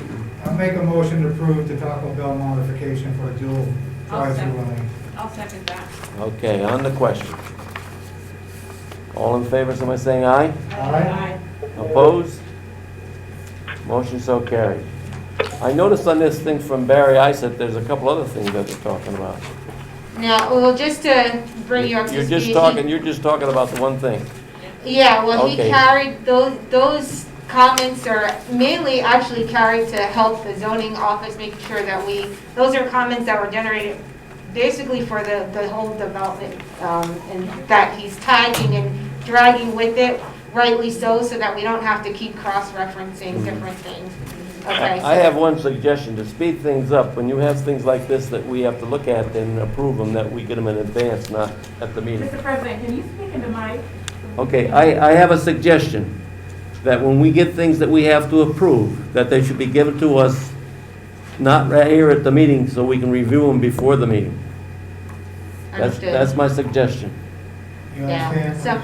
no, I definitely do. I mean, some things like the next item on, I can only give you when I receive it, so, but, I definitely, that is noted. I will definitely move it as quick as I can. What's the, okay, number 2 then, Hirschland. No, number 2 is a Hirschland letter. The developer for the Hirschland property, has moved forward. We brought this up kind of in past meetings, that the intent now is to condo Read that, out see if that's basically okay. each pad site, and he's moved forward with that. Our attorney is involved in that process and has reviewed it. But basically, now each pad will kind of be a standalone entity that has its own set of responsibilities that are dictated. The reason why I have this in front of you now, because the zoning office has requested that they parallel their financial agreement with what's being divvied out to each pad, because the original developer's agreement and financial securities was for the entire site, and the developer has now indicated that there are going to be separate parties responsible for it. So there's the core infrastructure that he provided to each of them, the main roadway system, the stormwater, the main curbing, that sort of thing. But each pad is now going to be responsible for doing all of their finished work and delivering their own pad, including some pavement work and, things of that nature. So it has been requested through our office that they give some sort of platform that we can use, so we know who are the individual responsible parties for each thing, so that we can cross-reference that to the original agreement. What's in your packet was prepared on their behalf by the site engineer Bowler, which basically separates each thing. So the main configuration is, if you're looking at the original approved plan, there are 4 individual retail pads that were identified. There's a Wawa and then Taco Bell. So you will see in your packet, it breaks down the remaining items that need to be completed and what their percentage of that work or financial security is. So obviously this will continue to go through the solicitor as far as review and making sure that everything is complete, but just to let you know that I'm looking for a motion to accept moving forward and allowing them to amend and separate these entities consistent with their condominium plan. Do you see any negative in this, doing this? No, it was actually requested by our office because it makes it easier to then, at the end of the day, as they're each coming in for COs, because they're going to come in at different times, for us to allow, to know who, is responsible, so that we can release the appropriate securities Yeah, for their. as long as we have the requisite security, Tommy, it's fine. Okay, Yeah. thank you. The only question I had, you name what the condos are gonna be. And did you mention stormwater? Who's gonna be responsible for that? The stormwater was delivered by the developer itself, It's that's already part been of the done. overall, that basic Yeah, infrastructure but has been. suppose we have provided. problems with it, who's gonna be the guy that's responsible for it? The Well, the owner. Hirschland or the condo owners? Well, there's gonna be a condo association that's responsible for the common areas after Hirschland turns it over. So you would probably end up going to them, but there shouldn't be a problem because it's supposed to be built in accordance with the plans. And you have a letter of credit if it's not, and Chuck is out inspecting everything. The only thing I'm telling you, Jim, that's a problem right now. Down there at the railroad. The water's all coming down that way. I can't hear you. That's a problem, where the stormwater's going now is a problem right now, where that Heath Lane. Right. And that's all I'm saying is if it gets worse, who do we go to, Hirschland, or do we go to the condo, or we just keep paddling water? Yeah, I would say based on the exhibit that they submitted, that the main stormwater infrastructure is shown as a common area facility, which at this point is owned and maintained by the developer. Can we get that in black and white? It is already in black. It is, Yeah, okay. but once the developer transfers it over to the condo association, No, I was saying on that exhibit, you'll see that it says common areas. The common areas to remain are the responsibility of the developer. they're gonna. I mean, I can't, I don't know completely what their agreement says, whether, the transferability of it or anything of that nature, but I mean, that's, right now, as it stands, that's the developer. Well, I think if it's all possible, we ought to get a letter from them stating that they're responsible for the stormwater. So particularly the stormwater is. Yes, that's the biggie. Not sewer. Particular that they're, if there's problems down the road, that they're, Fran, the owner is always gonna be responsible, so whether he transfers it to a condo association, he could transfer the whole thing to a third party, but it's always gonna be the owner. We don't have any control over who they transfer the that's true. real estate to. So Just- you have to look to the owner, but everything should be done to the letter of the plans, because we have Mr. Nicholas is out there inspecting everything. So there shouldn't be any issues. If there's a malfunction later on, if a pipe or a culvert gets plugged or something like that, then it should all be built in accordance with the designs and inspected by the engineer. Well, like 30 years down the road, they come up with these problems, and we can't even find the agreement to do it. We have that right now, Jim. I understand. So I want to make the motion. right? I Yes. want to make a motion. This letter, all it's doing is establishing the funds, as I understand it. Is that what we're Right, doing? I'm asking for a motion to allow the developer to move forward with what they're showing and divvying up the financial security agreements as per their condo plan. So You see a I problem want with to it, make a Jim? motion to approve. You see a problem with that? No. Okay, our solicitors does not foresee any problems with that, so I would entertain a motion that we, Stacy just made the motion, I'll second it. okay. Regular moved and seconded that we approve the finance security and / Pocono Summit Realty LLC agreement. All in favor, signify by saying aye. Aye. Opposed? Motion so carried.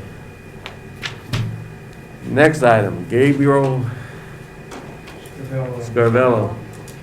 I don't really have too much to report on this. I believe Joshua sent out an email in this regard as far as the efforts that he has made. I will just give an update that we're kind of a little bit at an impasse, but what I was last spoke to Mr. Scavello with his concerns about how the drainage just stops in front of his property and is causing degradation.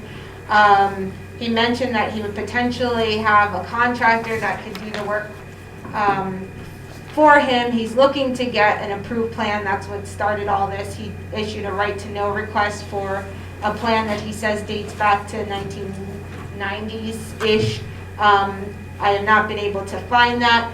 My recommendation to him was to see if at least his contractor could provide me with a description or a scope of work, something that I can do. He does not believe that he should have to front the expense of full engineered plans.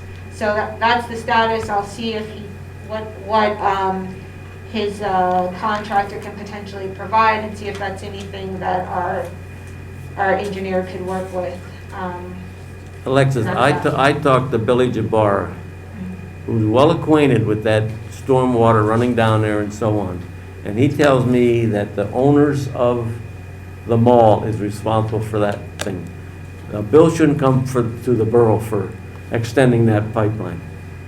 Okay, well, I know Joshua actually That's what he's looking contacted for? the Tell him to go. owners of the mall, and they do not believe that it's their responsibility, so. Well, I think someone's got to search back what it changed and what it was originally. I'm sure there's documentation that will show who's responsible for that.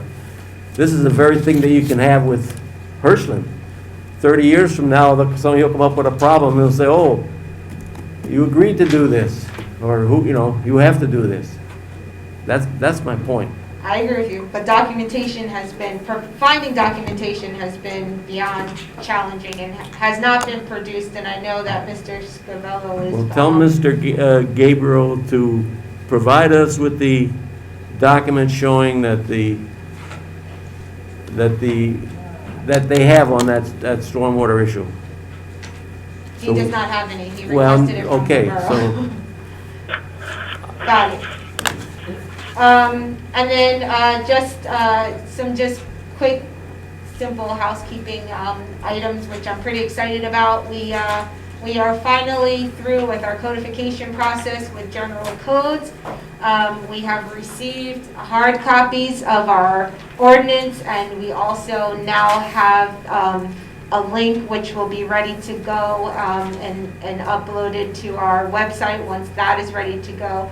So that's a huge thing, and I thank council for seeing that through to fruition. It will make a huge difference in the experience, not only of just the zoning office and being able to process things, but also our professionals who were having issues thumbing through things. I'm sure our own solicitor could let you know that it was very difficult to have to do everything through hard.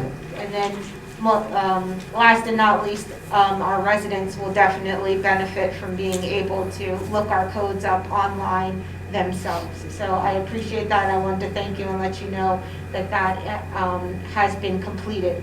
And I believe that's it. That's all I. Oh, wait. I did receive a call. 32 Brunswick is still an issue. That's the house that had a fire. The neighbor is very concerned, and I did express to her that I would let council know. We're trying to figure out what's the best way to go about it. Just a quick reminder, the house caught on fire last October. It's basically been determined by our building code official that there is nothing worth saving on it. The problem was that the house was pending foreclosure, so it's been an issue. The owners of record are now deceased, so we're waiting patiently, coordinating with their attorney, but that's proving challenging. Claudette, Alexis, didn't they send you a check? Didn't we get a check to remove that building? Yeah, so what we have in hand, yes, is a fire security withholding that's required per our ordinance. I don't believe it gives us the explicit right to go ahead and remove the building. That's not in our ownership or control, but it is there as a safety net should they not fulfill their requirements. That's my understanding. How much is it? $900 and some dollars, isn't it? No. It's like it's a little over $5,000.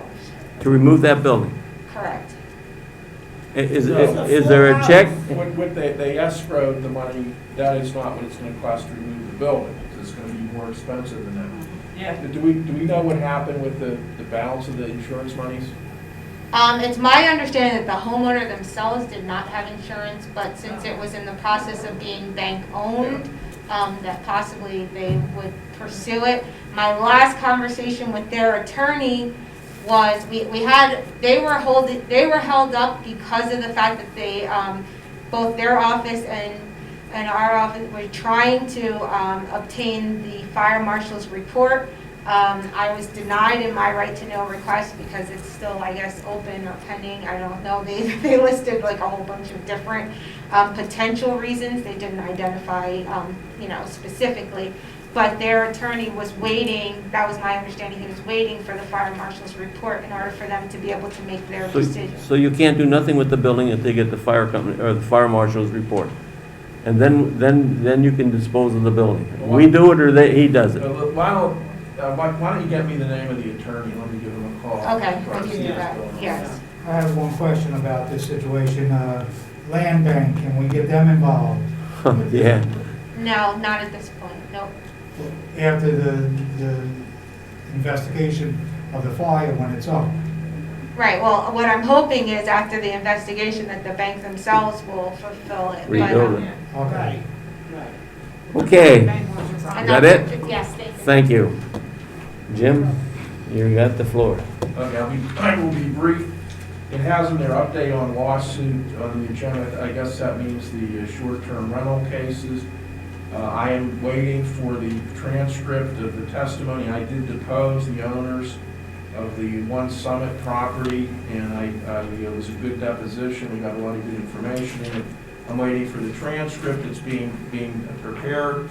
It was Tammy Panko who took that deposition, by the way, when the mayor brought up Panko. So I'm waiting for that transcript to come back, and then I'm going to list that one for a hearing.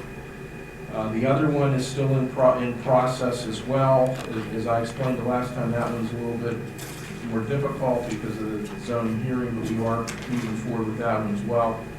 So I will, when I get that transcript, I will forward it up to council so you can all look at it with the exhibits, and we'll move that one on to the hearing. Do you know the attorney for the Pocono Summit properties? No, I have not spoken with Well, we'll try to get it, and my suggestion would be to send him a copy. I'd be happy to do that. Okay. Alexis, can you get from the Pocono Summit property owners, so who their attorney is? And get that to Jim, so when we get the transcript, he can send that to their attorney, so they're aware of what's going on. Not that we go through this ritual again and So just for clarification, you're talking about the Summit Point Homeowners the Association? One Summit. Right. Okay. Okay. I'm also going to bring up under my report the sale of Brunswick Lot 103 that's under unfinished business. We did put together an agreement of sale for that property, and I'm happy to report that the buyer has signed the agreement of sale. And Fran just countersigned the agreement tonight, so I will send a copy of that back to the buyer, which is Classic Quality Homes. We'll try to arrange for a closing as soon as we can on that property. I have nothing else. Thank you, Jim, appreciate that. Persons to be heard, you have 3 to 5 minutes each. The first one is the Mount Pocono Association. We don't have anything this week. Okay, Claudette? Oh, well, thank you very much. Okay, so, I have a few things that I need to speak You have about. 3 to 5 minutes. Okay, one of the issue is, as per, and I will go back to HB 176 and the Senate bill, no mayor or member of council may serve as a borough manager, secretary, or treasurer. But it also go in to say that a mayor cannot operate, cannot oversee the borough, and cannot operate, and actually does not have a vote and should not be running the meetings. I just wanted to know, why is it that when we get all our emails are coming from the mayor instead of from you? Why is the issue that way? And my next question is, why is Joshua, I remember as president, I was told by Neville's that Joshua should be a part of the agenda. I sent Joshua an email asking him about an update on the agenda last month. He told me he has no access to the agenda. That was almost 3 days before the meeting, and he had not seen the agenda. So I wanted to know why he's not a part of the agenda. or a part of creating the agenda for the meeting? Is there a reason? I think he is part of, I mean, he has a conversation with me, I give him the information that I want put on the agenda for the meeting, and if he had any, well, look, what did he have this time? He was on the agenda? You're shaking your head no. Why are you shaking your head no? I don't, when you refer to the conversation that we have? Or no? Are you creating the agenda? No, I'm not. Are you working on the agenda at all? No, I get the agenda when everybody else gets it. When it's sent to council, I get the agenda. Excuse me. Oh, I'm Please sorry. take the mic. Are you creating the agenda? No, I'm not creating an agenda. Are you a part of the creation of the agenda? No, I'm not. I have. Can you move that down? Yeah, sorry. I mean, I have, I always have ideas that, I mean, Frank comes in a lot, so I'll have ideas that, hey, we need to start getting this on the agenda, but I don't have any say as far as what goes on until it goes out. Then somebody, I guess it's, Frank gives it to, the President Boyle, I guess, gives it to the mayor, then the mayor sends it out to council. I think you all got it. When do you see the agenda? When he sends it out to all of you, which I think was Friday afternoon, I think, I don't remember. So, Thursday or Friday? Thursday afternoon, maybe, whenever he sends it out, that's when I first see it. He does ask me, he sends me a second email and says, I just sent this to the council, this is not for public distribution yet, just let me know if there's something that needs to be, so that's the time when I get to put input the same as anybody else, council members. Joshua, let me ask you a question. Who's running the borough? You? Who runs the borough? Yeah. That would be, I would defer to the If you're gonna make the agenda, then, I don't know what, I mean, but I'll pack it in. I'm not sure. But you don't know who's making the agenda? I do. Okay. But And I pass it on to Mike to see if he wants to add anything, and then Mike sends it to Josh. And if he has anything, he'll add that. And actually, before Fran did that last week, Joshua sent an email asking for agenda items to be put on the agenda. Yeah. And if you'd like that, I can provide that. Take the ballot. Time's up. We'll give you 2 more minutes. So I think it's, All right. You understand, I make the agenda, and I pass it on to Mike, and then it goes to Joshua. That's the procedure. So you're seeing it, it goes to you and you're seeing it when we see it. When you see it, yes. Yes. And we try to do that so they can get the packets ready for the meeting. Okay. Anything else? That doesn't answer my question. Okay. Anything else, Claudette? Public participation. Yeah, just a brief question. You're not on the agenda, I'm sorry. Say that again? You're not on the meeting agenda. Apologies, Frank. You're perfectly welcome to talk to me. My apologies. Do you have anything else to bring up? No. Okay. We're in the next business is unfinished business. Website. so the website's in progress. Chris sent me another revision of it. We're mapping out, or we have mapped out the basic navigation. The back-end programming is about to begin, and what that means is all the pay kind of programming, the coding for that, and so on. I have it here, if anyone's interested. We spoke about this a little bit last time, but the social media sites are active, not yet in use, but they're up. So there's a Facebook site, a Instagram site, a Twitter account, and what am I forgetting? A YouTube. And they're going to be outward facing only, so we don't have the issue that was created previously with the Mount Pocono Facebook page and the unofficial page there. But it'll be to announce, make announcements and get them out to the public. So everything's in progress. We're meeting again tomorrow. When is it expected to be completed? I can get a date for you on that. I can Okay. estimate with Chris. What is the status I think he has of our 60 current days, website? Claudette. I think he has 60 days to do it. Okay, so that means if we have 60 days to do it, what are we looking at the completion then? When did we start it? We started. Whenever the contract was signed, I don't have that date in front of me. April, March, Yeah. April, May, June. Okay, what's the So, status Mr. of our President, may I current ask you a website? question? Wait a minute. I'm sorry, What's Mike. the status of our current website? The current website is down. It's down, so we're gonna keep that down until this new website is Well, that up? was a decision made by council, so, I don't recall. this is, the council voted to keep that website down. I believe so. Yeah, I That think was, you yes. weren't here. Joshua, can you? That was the meeting you weren't, I believe you weren't in Yeah, we did vote attendance. for that. To keep that down. We voted not to put any more money into it.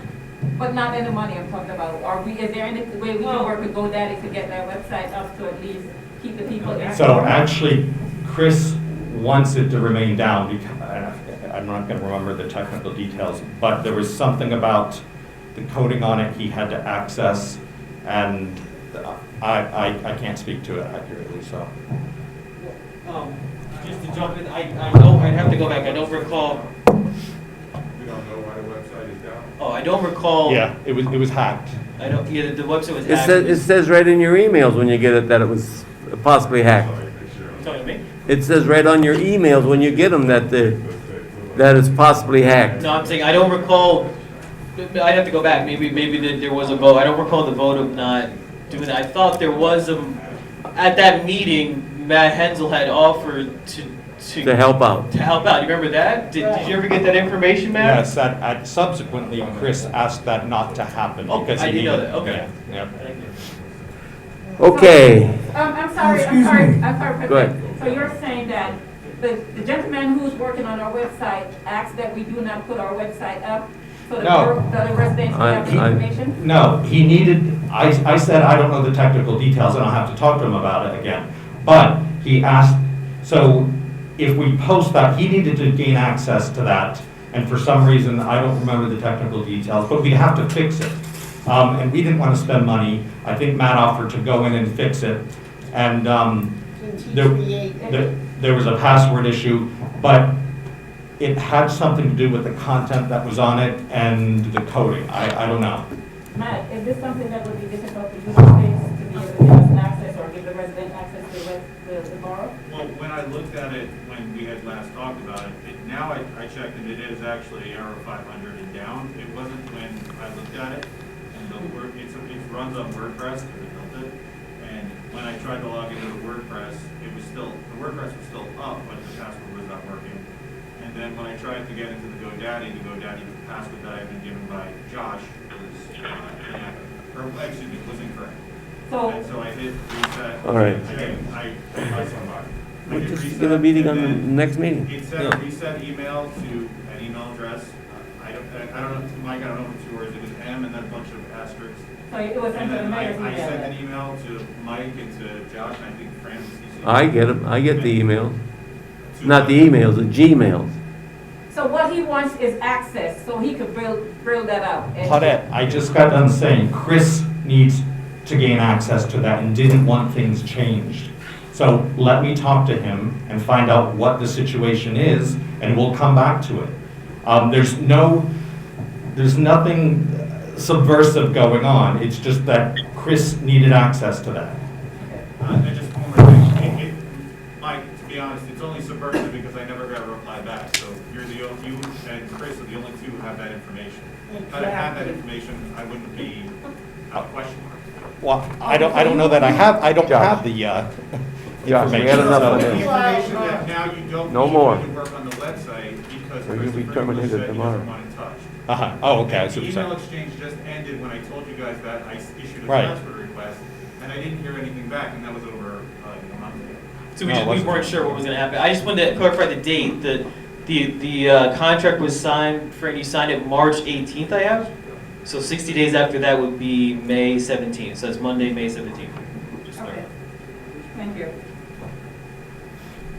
Okay, next item, we already discussed the sale of Brunswick Lot 103, that was signed. We got our letter from County Waste with an option to renew, which we'll put in our file with our contract. Jim, personnel policy update. You were going Yeah, I to, amended them, and I thought I'd sent them up here. If I didn't, I apologize. I never saw it. But by the mid-meeting, I'll get them to you. What- They were minor changes. Claudette, what we did with the handbook was we added that if an individual, an employee opts out of the hospitalization, no other consideration will be considered. That was That was my suggestion. Additional amendment. And- Right, and I told Jim to make that change. Okay. All right, Well- the other thing that was made, it was, when I read it over as far as bereavement, it said, Grandfather, great-grandfather. no, it said, maybe it said I forget exactly what it was. But anyhow, it said father-in-law, and it should have said the same thing as like mother-in-law. Okay? In other words, we already had father-in-law, or father-in-law as a part of the bereavement as one day, but this was, the first name was missing. Stepfather-in-law, I think it was. And your question to me? No, that was the two changes that I said that we should amend. Okay. Okay, I think I gave them to you too. Okay, yes, and that was in March, but I was removed at that meeting, so it never went forward. So Okay, that you'll right, need to take and it up. I didn't have a copy of it, but I just, Oh, okay, I can No, give you that a was copy of January. it was in January, I can give you a copy of that. if you need. okay? Under extent, here's what it was, on 1/5/21, under page 4G, bereavement leave, extended family, mother-in-law and grandmother-in-law and grandfather-in-law. That should have been, in other words, it just said father-in-law, but we already covered father-in-law in the other bereavement section. And under page 5, J1 health insurance benefit, in the event the employee opts out of the borough health insurance plan, no additional compensation will be made. Jim, you want the official for that?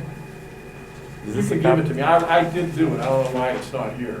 Here, let me, I'll copy Get it it. out. He'll copy it to it and get it to you, all right. All right, so we'll have to do that on, we have to amend the one that we have, okay? Now, is there any other amendments that people think that we should have? I thought Ada had one or something, but I never got it. I'll send them to everybody, so that if somebody has any other amendments, they can bring them up before the next. Okay. Mid-month meeting. With the changes that I just told you. okay? Yes, sir.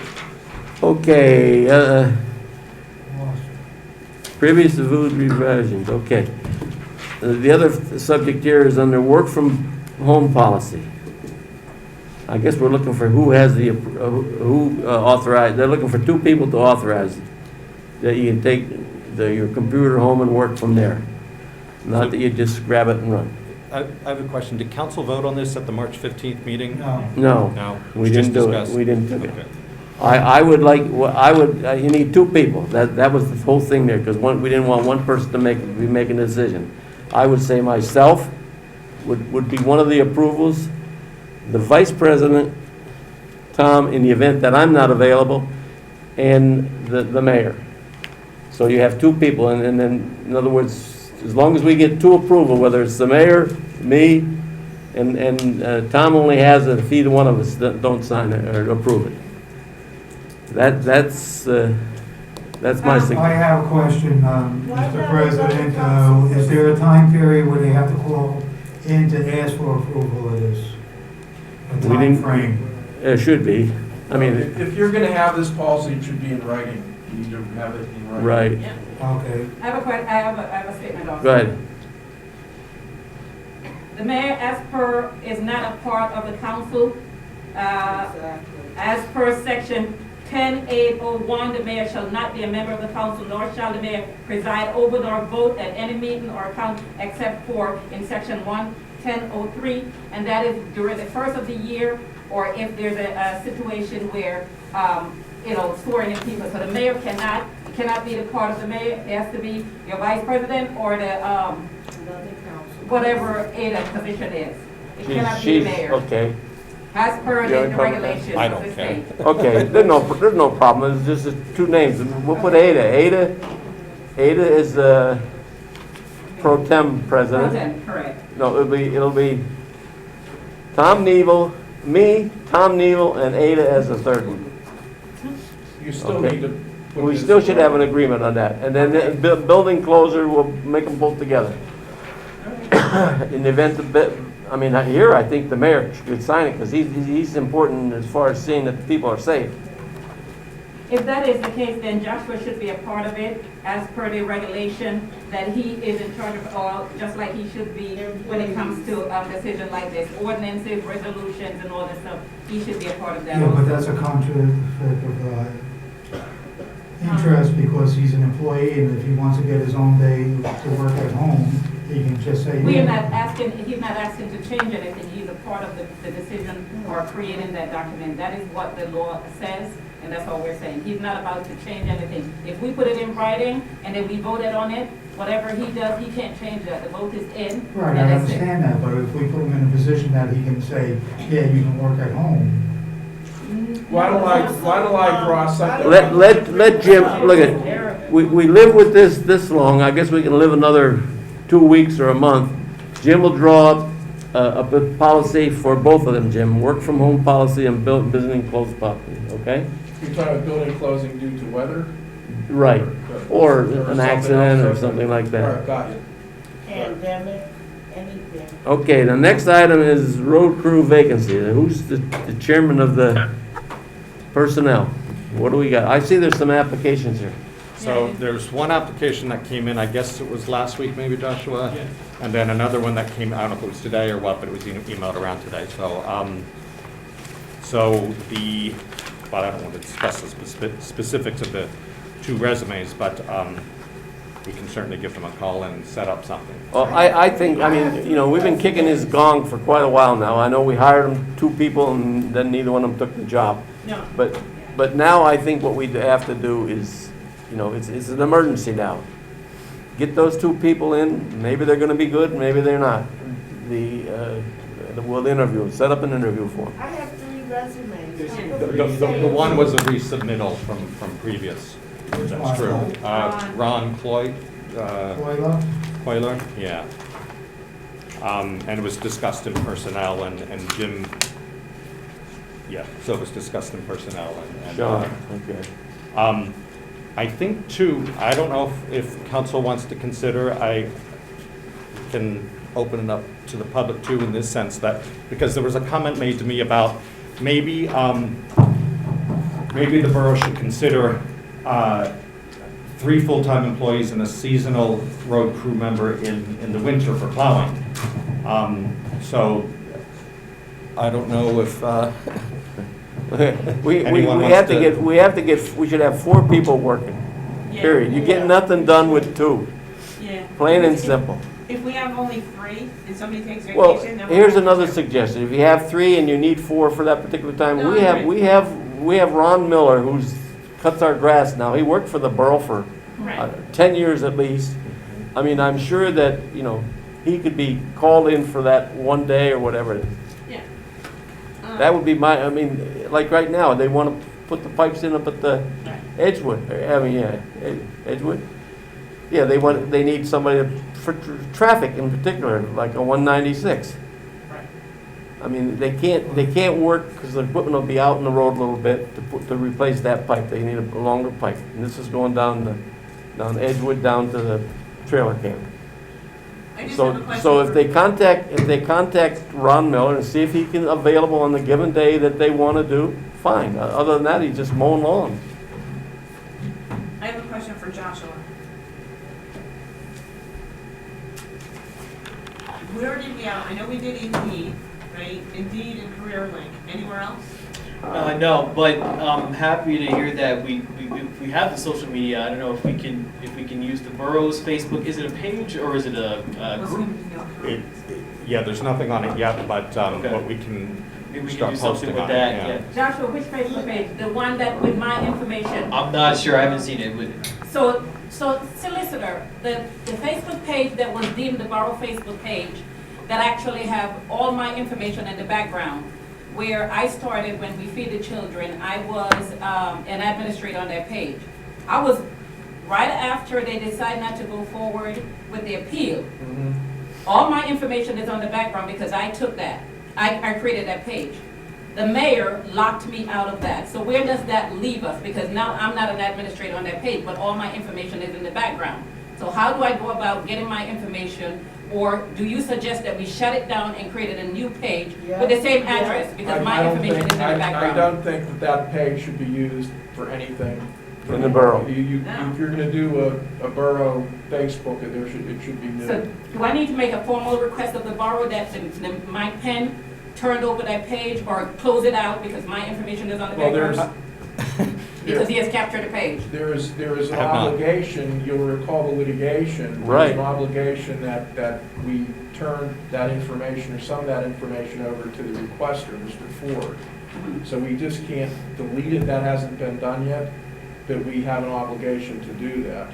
Okay, so that is a borough page. The mayor's not a part of the council, but he took over my page. No, I did not. And I went on there, and the only person that administration on this page is Mike Penn. You took I know the exact date when you took me off. Wait a and you're the minute, only wait administrator on a that minute, page. that's not the facts that I heard. That has nothing to do with this anyhow, so let me just I mean, restate you don't need to know the how to get on issue. Facebook. Wait a minute, I just asked a question of where we advertise. That's all I was trying to get. Let me clarify. Wait a minute, go ahead. The borough has a Facebook page, like I said. It has nothing to do with whatever we're discussing now. Right. The borough has a Facebook page, a new Facebook page that was created by Chris, along with three other social media accounts. And it can be, the personnel announcements can be posted on there, was where this conversation was. I guess on that page, because there's gonna be no comments, Right. it's gonna be an informational page only. So then a email address. Yes, there's contact, Joshua's yeah. email address would be attached to it so they could send the resumes. That's all I want to know. Where does that email, whose email address is that? Is that the borough email address? Boroughs. It could be, yeah, I mean, yeah. So are you having any knowledge of that social media page? I mean, not yet. It was just created. There's You- one you just member said on we that should page create- right didn't now. He said there is Yeah. one that created. No, don't put words in my mouth. We didn't What Nick get Penn there just yet. said there was one. He said it in the meeting, right here. Social media sites, Facebook, Instagram, Twitter, YouTube. And he said maybe we could use Facebook. Don't put words in my I'm not mouth. putting no words in your mouth. I'm referring to Penn. Oh, well, that's. I did see where Coupon was advertising that they need to go through also. They had it on LinkedIn. That is a business platform. Yeah. Okay, we should be advertising on LinkedIn Yeah. and Indeed. Can we add that, Mayor, can we add LinkedIn to the social media platforms that we have? Yeah. Okay, yeah, that'd be great. It's just better if it's the borough account rather Oh, than my it own can't, personal. it can't be, we got sued over the other issue. I- Sorry?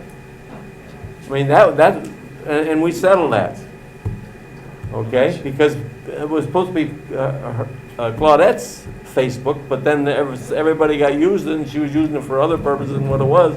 And that's when Tom Ford got involved in it. I just want to clarify one thing. That's The okay. the Facebook page that's just was created a couple months back by our new, what's he called? Chris. Web developer, says the official Mount Pocono Borough web Facebook page. There's about 3 members on it right now. And Chris is the administrator, and that's it.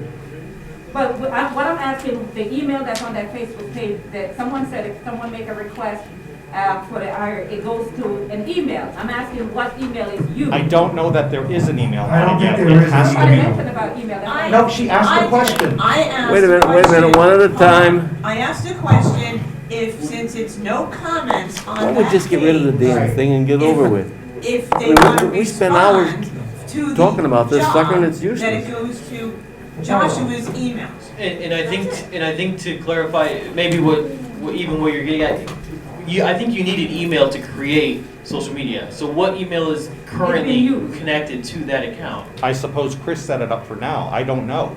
It's Oh, not, So you would have it's to not contact final Chris. yet. I don't know. I don't have any deals with, but that's all I was asking. My email's not currently on there, but if we do, as Councilwoman was saying, if we do advertise, then I would be happy to attach the office. My email's office@mountpocono-pa.gov, so I can So that's attach what I'm that. saying. Don't It's not get gonna another be one used started. publicly Not yet. Because there's no bar, because we can't have, tell the people who are applying for a job, information go to Chris English. It should come to the borough. Right. And that's what I'm talking about, which I'm asking which email is used right now, if they're using it.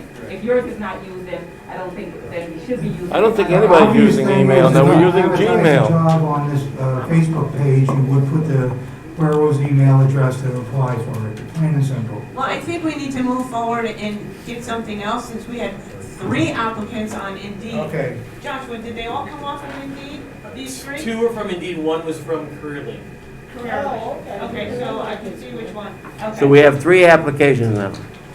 Well, let me just say, put my 2 cents in on this. I've been looking on Indeed for job applications and such like that. There's a ton of them out there, a ton of jobs availability. So there's a big pond with little fish that, it can be very selective and everything. And that's gonna be part of the reason we don't have applications coming in. What are we paying this person? Because Cool Hog, I think, had $20.85 or something that they are gonna pay their person plus 401k, all benefits. So what are we offering? Starts at $17 an hour. Yeah, that's probably what it, but they get all benefits, pension benefits, all medical and stuff. Right. I'm thinking maybe we should put it in our newsletter as well. That would Somebody be a might know good somebody, idea. that's free advertisement. Right. What about Craigslist?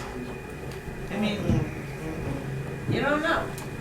I think if you put in no contribution to your health insurance, you get a ton of people because of all the other jobs, you have to put money towards your benefits. Yeah, we pay 100%. I suggest, I spoke to somebody that he makes $20 an hour, and it costs him $1,200 a month for him and his wife for health insurance. And he has health insurance on that particular job. So I think that's. I suggested we put it in the Pocono Record, but I was Too much money. denied that. If it's too much money, you're not gonna put it in for one day, you're gonna have to run it for a week or two. You're not getting very much the other way. Well, like I said, We the did last time, so I job don't market understand. is flooded, I'm telling you. Yeah. Yeah. There's tons and tons of jobs. Nobody wants to go to work. That's true. So now we're down to the other thing. If you need 3 guys, get Ron Miller to work. And keep on applying. Or we can debate this next meeting, whatever you want to do. Well, we have In the three meanwhile, nothing resumes. gets done by the work crew. Because they don't have 3 guys, 1 traffic guy and 2 workers. Well, we have 3 resumes here. Well, that's what I said. Set the interviews up. Let's see what happens. Jim Trubetta just messaged me, he does have, says he has another guy, I guess, that submitted an application, so he's gonna try to get that to me tomorrow, so we'll get that to you tomorrow. Okay, so now we have So 4. now we got 4. Okay. Is there a Zoom link Who's- going on for him who's the to chairman of do, it? or You he's chairman? on something? No, Okay. he just messaged. Mike? Yes, if you- because he's here in the conversation, so I'm saying, is there a Zoom link? Oh, he's probably watching on Facebook. Oh, okay, so that's 507, okay. Claudette. Mike's chairman of that personnel. He'll set up the interviews and we'll get going on it. Okay. Quickly. Again, violation, but the- No, it's not. Huh? Yeah, because council people are supposed to be the chairs. The AG gonna- Oh, we can get advice from the solicitor. Okay, that issue is over. We got 4 people applied for the job. Let's interview them and get something straight out. Okay, new business. Gotta Go Potty. They want them at Park and Rec, and they changed the fee to $85 per month. And we need a motion to renew the service at a cost of $85 per month. This comes out of the Park and Rec budget. I have a question or a statement. I passed by the Gotta Go Potty the other day, and it was on its side. I don't know if it was uprighted. The wind might have blown it over. Okay. Thank you. Okay, so I'll entertain a motion that we engage Gotta Go Potty for, I think that, I'll make a motion to accept the $85 per month per unit for the Gotta Go Potty. I'll second. okay, regular moved and second, and all, any questions on it? All in favor, signify by saying aye. Aye. Aye. Opposed? No. All right, the next one, it says Selective Insurance, Brown and Brown, information and packet. Brown and Brown to present at the May work session, so that one is next 19th. Grant applications, grant update. I got information from Matt Cartwright on grants that were available, and I called Patty, she's the chairman of the grant committee, and I gave her, I had trouble printing it because it was kind of froze. I couldn't even, it wouldn't let me print it. But finally I got it, so it did. And I printed out 2, one for Ada and one for Patty, so they know exactly what he's doing. And she's been contacting the office. I gave her that before I could print it. What else there? GTRP grant, due 5/31. Enhanced playground and downtown public parking. What's That's- this? We had a grant. You got a committee grant? meeting. We had a grant committee meeting. Oh. Um, Is it a one that you have to, is it one that you have to subsidize yourself? In other words, 50/50? No, it's not 50/50, it's like a 20%. But, we did meet with Barry Isett, the grant committee. We met with Barry Isett to go over, different things that we could look at. And this is one that we looked at, the GTRP. And we can enhance, because the playground out here gets used almost every day, if not every day. So it's kind of small, so I just thought, and it's in early stages, so I know I have to talk to Parks and Rec about it as well. We did mention something at the planning commission when we met, but the playground is so small, and we could use a bigger playground, plus this ball field out here is not used at all. And it can't be used because Little League said the measurements are not right, and also. Well, it's not an official one, but It's not official, but I've never seen anybody play baseball out there. Well, And- I beg to differ with that. I think I gave, we had a call from, what's his name now? Over in Pocono Summit. Oh, shoot. He doesn't want to use this. Tom, I passed the name, did he call you? No. Anyhow, they wanted a teener league or little team, He's speaking they asked, tonight. they wanted to play baseball, and it's youngers, like 10 and 12-year-olds, and I told them that they had to go through the park and rec. No, called Tom and told him that, and I gave the welder over there in Summit Point. Well, can I just say one thing to interrupt me? Last year, when we talked about this field in the back, the road supervisor, Jim Trevetta, says there's a lot of dangers, potholes and such in it, and that has to be fixed before we can have anything going on that ball field. That is true. That is true, because I actually went to the memorial for the young lady that was killed at ShopRite, and we were out there. The mayor was out there as well. And if you walk that field, like there's a bunch of people out there, yeah, there's a lot of up and down. So Jim Trevetta did say that if a child was out there to play ball, they could break an ankle, they could get hurt. So anyhow, we looked at this grant, and I would like to bring it to council at the next meeting, all the paperwork, because I did have Barry Isett do a sketch plan of what we can do with the area. If we don't keep it as a ball field, I was going to ask Parks and Rec to join us in looking at it as well. We're looking at a new playground, a bigger playground, and we're looking to kind of change the whole thing around and make extra parking, because the businesses downtown always say that there's not enough parking. And if there's festivals downtown, there's nowhere to park. So if we could put some extra parking out here. You got that whole thing right there off of School Drive, you could put some crushed stone in there and use it as a parking lot. Well, Right, well, that's part of the deal, Patty. this is just the Don't first pave it, phase. because then you're gonna need a detention basin and everything. This is just the first phase that Barry Isett had done a sketch plan, so we're looking into it. That's where we are on that grant. I have also contacted Jack Rader's office, and they're helping me as well, and I was told the LSA grant has not been decided yet. That Mr. Rader didn't even get the list yet. So. The what? LSA grant has Well, not been decided. I don't think it's him that makes the decision, but. Please, please talk and speak in the mic.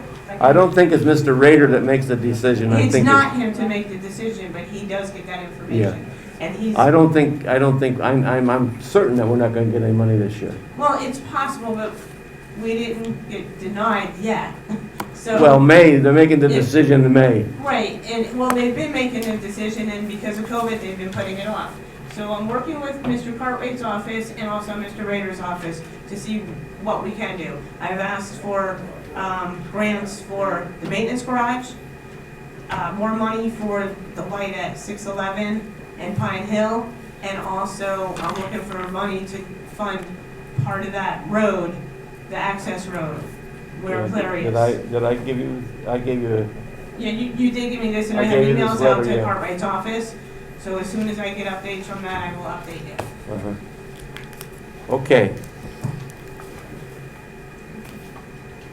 I have an update here. I met on April 29th at 11 a.m. with, I'll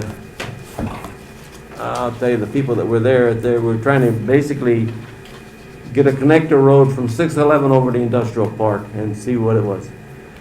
The meeting at the Pine Hill traffic light and the proposed road from Route 611 to Industrial Park was held on 4/29/21, 11 a.m. at State Senator Mario Scovella's office. Individuals attending were Ron Sirajan, Jeanette Sirajan, Chris Sirajan, owners of Bailey's Restaurant. Mario Scovella, State Senator, Jack Rader, State Representative, Joe Calaza, I guess it is, Pocono Mountain School District's Chief Financial Officer, and myself.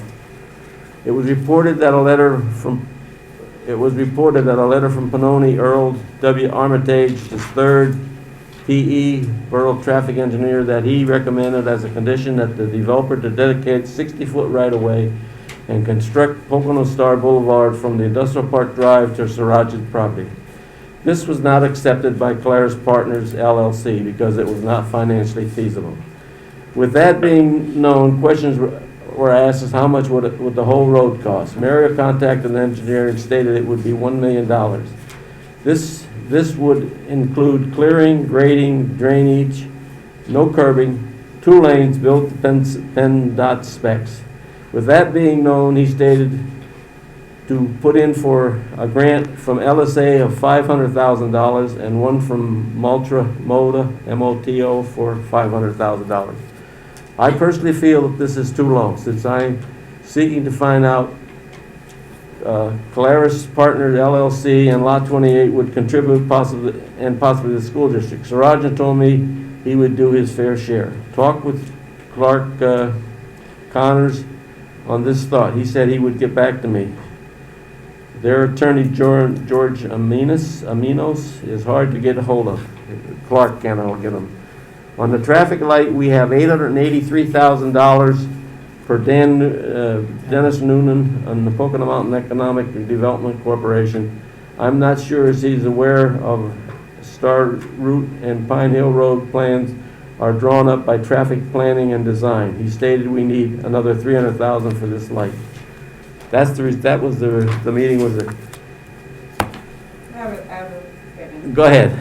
Okay, November 2nd, 2015, council discussed the shortfall of the 611 Pine Hill intersection project of $300,000. During that same time, November 2nd, 2015, Councilman Worley moved to allocate $300,000 to the 611 Pine Hill section, that's the borough. Councilwoman Williams seconded that motion. And that was in 2015. In 2016, they gave it back to the they borough. respectfully asked for patient understanding and continued support, including the $300,000. And the council asked, because of the project's being slow, that we be patient with it. And then we also, Councilwoman Williams moves to extend the borough $300,000 financial commitment to the road. That was in 2016. In 2017, December 4th, 2017, Worley moved to extend that $300,000 allocation. So the borough in itself had actually made a commitment to submit to help with that piece for that $300,000. I think that's probably where that $300,000 That's true. We gave them the $300,000 that we had, and then they gave it back to us because they transferred the funds from a ShopRite project up there into the Bracey's. We're supposed to have a light out there in the corner of Knox and so on, which... Is that the fund we were looking to transfer over to the work shed that you redirected, you redirected to the Pine Hill section? Is that $265,000? That I what? That Redirect? you suggested, you said you had a conversation with Senator Scavello, who told you that we would get the grant for the shed, so we should take that Bracy, No, we funding were and asking for redirect it. $425,000 for the garage, if that's what you're talking about. Yeah. But we did not get it. We applied, I think, 4 times, and we did not get it. I mean, I'm just saying back then, they've already. but anyhow, this is the balance that I was given about a week ago of what's in the fund. And so anyhow, what,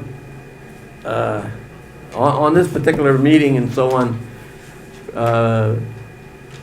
Claris dropped out of this because of what, we were asking them to do the whole road. That was from the traffic engineer, and they don't want to go that far.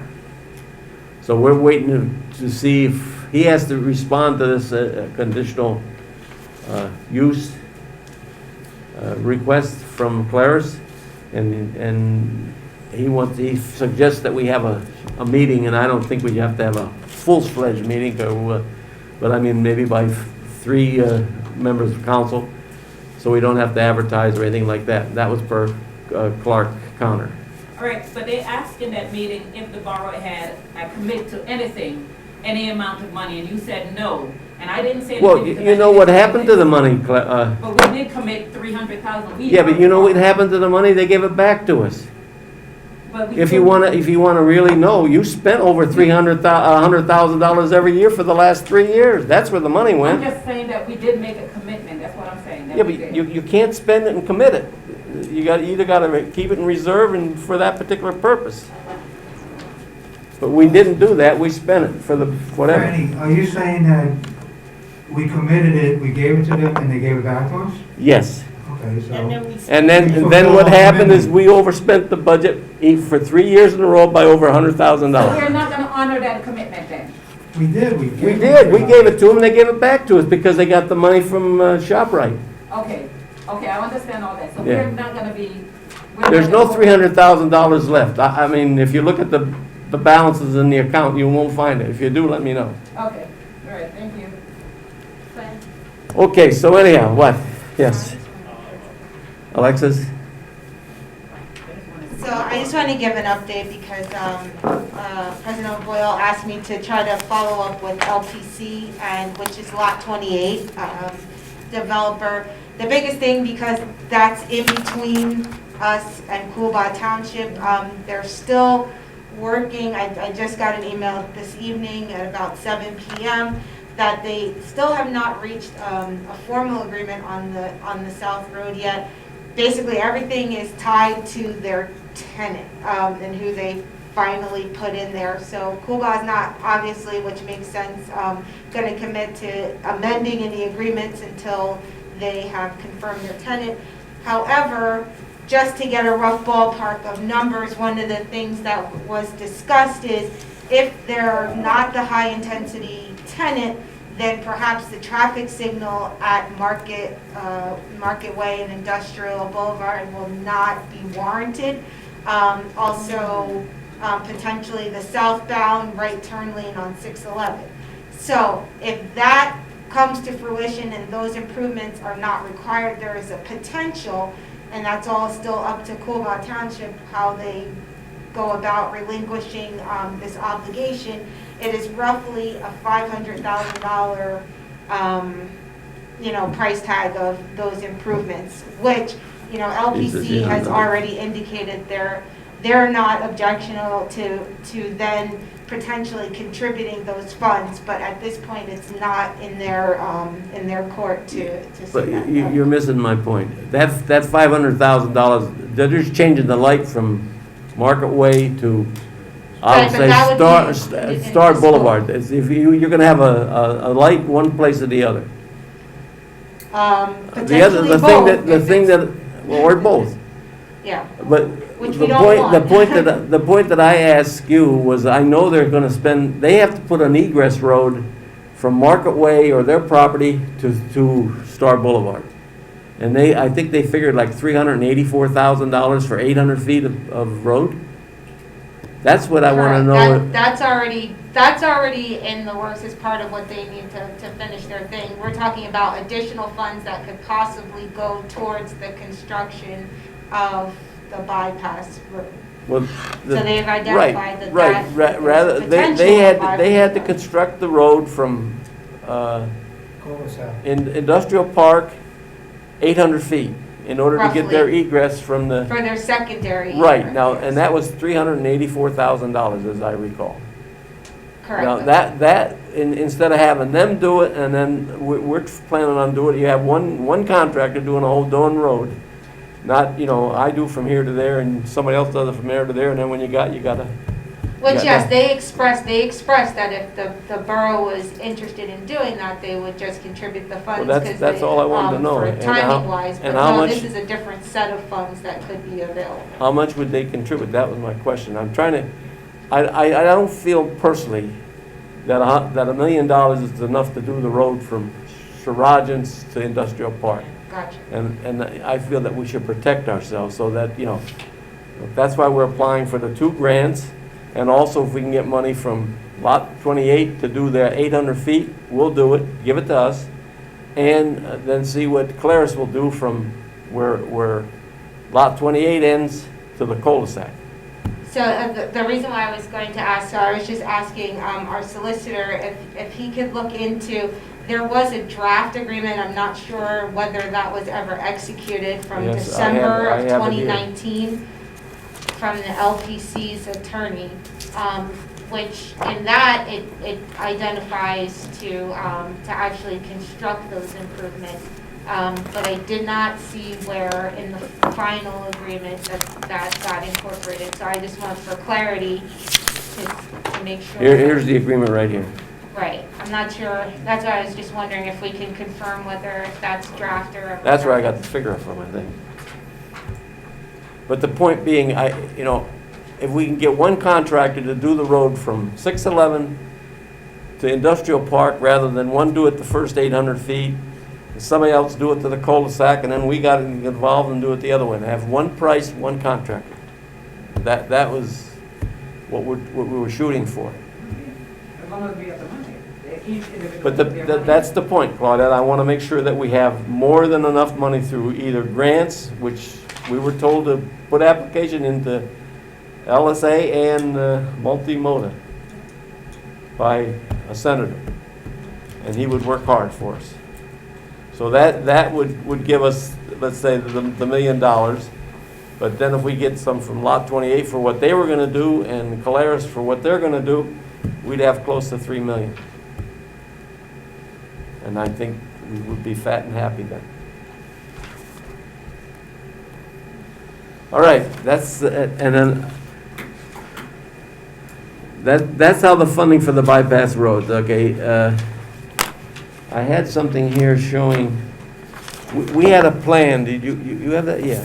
We have a plan here when they were gonna put the light up in Pine Hill and 611. It was made by Traffic Planning and Design Incorporated. Can you please speak in the mic? I have a plan here, actually, plans. For the installation of the traffic light, it says highway occupancy and permit plan for Star Route 611 and Pine Hill Road. Intersection improvements. And there's everything, in other words, this is something they don't have to do again, is what I'm trying to say. It was done once. So there should be a savings on the cost of putting the light in at the, What year was that? pardon? What year was that? 2014, I think it was. I read it someplace. 15. 15? Yeah. 2015, I'm sorry. But in other words, it was planned to put that light in at that stage of the game. And I don't think they have to go through the ritual again of drawing up all new. We had a problem with one property owner up there, and Sarajan moved his road over 40 feet. So it would be in line with Pine Hill Road. And then he would come in and put the road that way. And then the property owner would be out of the picture. Actually, at our last meeting, the public hearing for Clarius, our traffic engineer made a comment that an intersection costs $250,000 these days to do, so for what it's worth. How much? 250. Yeah. Yeah. They were using comparison, Rimrock down off Easton Boulevard or whatever it is, just down there at Bartonsville intersection where the police station is, Rimrock Road that comes out there, that they're putting a light in there, and I guess it's 1.2 million. But it's completely different than what we're looking at. But that's why they figure that they're saying it's going to cost us anywhere from 1.3 to 1.5, which, why, when they have some of the stuff already done? How much was the light at, where the Rico's is, or up where, PCP is? They Well, both they got had a lights. major problem with that, didn't Had a they? huge problem, yeah, so that. Yeah. Well, that's not the kind it's going to be, but that's an issue. All right, so that's where we're staying. Mr. Connors is supposed to get back to me and see if we can set up a meeting, and we'll do that. Because he doesn't want to answer the conditional use thing in a negative way if he can avoid it. See if they'll move by, like I say, give the borough X dollars, and maybe we can do the whole road then. That's the goal. And the light. Okay, anything else to be brought before the meeting? That's the end of the, Public participation. speak up. Public. Public, yeah. Public participation. Yes, Mike. Let the gentleman have me go first. Okay, come on up, sir. Hey, good evening to you, Mr. Frank, Council President. Thanks everybody for taking my questions. I really appreciate you guys taking my questions. Maybe something you could refer to either in a forward meeting, but I'm interested in knowing if recordings are being made by personnel here in the borough, do you guys have a policy to address that, number one, and is that something that is actually allowed for council members and borough personnel? And then the second thing is, if you could just take a look and tell us what your policy is, just everybody, There's a handbook policy. on people taking documents from other personnel without their knowledge. Now, I understand you guys said, oh, it's water under the bridge, so whatever happened, if you Right. guys say that one is behind us, that's fine, but we would like to know, what is the policy about people taking documents? Damien, could you state your name and address for the record? Yeah, D. David Keeler, 7 Candlewood Lane, Mount Pocono, Pennsylvania. And if you guys could just let us know. even if I it's just think in a brief- it has it in the borough code. It's in the borough Code. code, okay, I'm new to the game, so I'm just taking. Yeah, your I'm word pretty for sure it. it's in there, what you can do. Let's say each member or what, a part of council, what their responsibilities are and what they Well, can. my general question is, I would like you to review that policy, and based on what we heard, that documents was removed from someone else's, based on what we heard, is that policy being followed, and do we need to have some stricter regulations? That's all my question is, President. I don't know if Jim, interrupt me or jump in. I don't know how far I can discuss this in the sense of, it's a matter of the law, not so much policy, is my understanding. Borough council and the mayor have oversight, and, how can I say it without? According to I thought I heard one of the council members say HB 176 does not permit the mayor to make these kind of decisions. No, she's wrong about that, so. So in the borough, Look at- we're it's not- not gonna say that. We're not gonna get. Can I make a suggestion? Just a question. Let me, I will draft an opinion letter and send it to the mayor and all of council on this issue. That is the issue of who has the right to view and to potentially remove documents from the borough building. And I will cite chapter record and verse. personnel, as well as a solicitor, Excuse me, sir? as well as recording personnel within the borough You building. can, well, meetings, I thought your question was regarding meetings. Meetings can be recorded, Okay, okay? okay. I appreciate Meetings, that. the right to know law says, open records law says meetings can be recorded. No, you're not saying that. You're not saying meetings, public Yeah, I wasn't asking about the public meetings. I was asking about personnel being recorded by other people within the borough building. It would be up to council to make a policy on whether or not somebody could be That is recorded. what I wanted to know. Pennsylvania law says you can record a conversation as long as both the parties that are part of the conversation agree to it. That's correct. That's right. I really appreciate your time, everybody. Thank you. Thank you. Okay, thank you. Any other?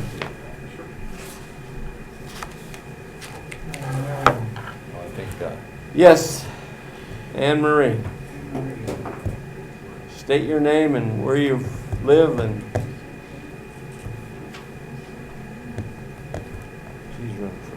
Anne Marie Harris. And what else? Address? Yes. 236 Winona Road. I just have a question for you, Fran. You mentioned some gentleman that used to work for us and now he's just mowing lawns. Who's this? I don't know his name. Oh, Ron Miller. Okay. He's a former employee. He retired from the. Has he applied for the position? Well, he was what for no, I'm just saying to get those guys so they have 3 people working. I'm not saying. No, he's 70. He's 78 years old. Oh, okay. He's an older gentleman, but he's a seasonal employee. So he comes in spring, summer, and kind of fall. Okay, I thought that we were. No, he's not. He's I think he's like 78, 79 years old. It doesn't matter to me. No, but I'm just saying he can't do manual work like he did when he was. No, Fran, I think she's saying that she didn't know he was an employee. Oh, well, he isn't. Am I right? Correct, yeah, I just didn't want to say, you Right. know, it's not like it used to be, Yeah, you hey, were just picking hey, we somebody need out a of the job, hat. let's pick somebody out. Yeah. I know Ron very well, That's okay, I was just and asking that question. I had he nothing does a to do- fine job in the mowing. I know that. Okay. Another question to Mr. Ferrari.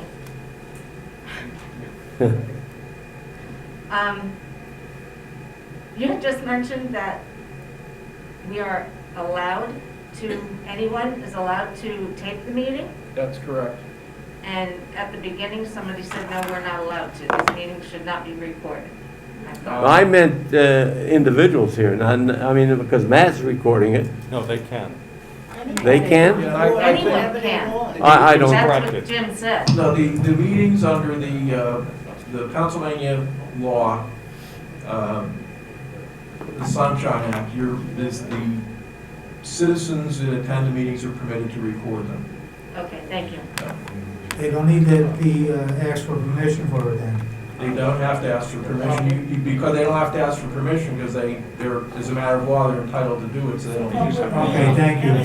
Now, are you talking about the I'm talking about every single person in this room, if they wanted to. Oh, okay. Well, I was wrong. I was wrong then. I apologize. Yeah. For better or worse. Right. Okay, Mike.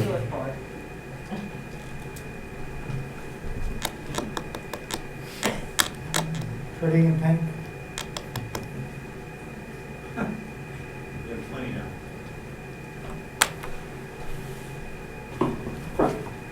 Thank you, council.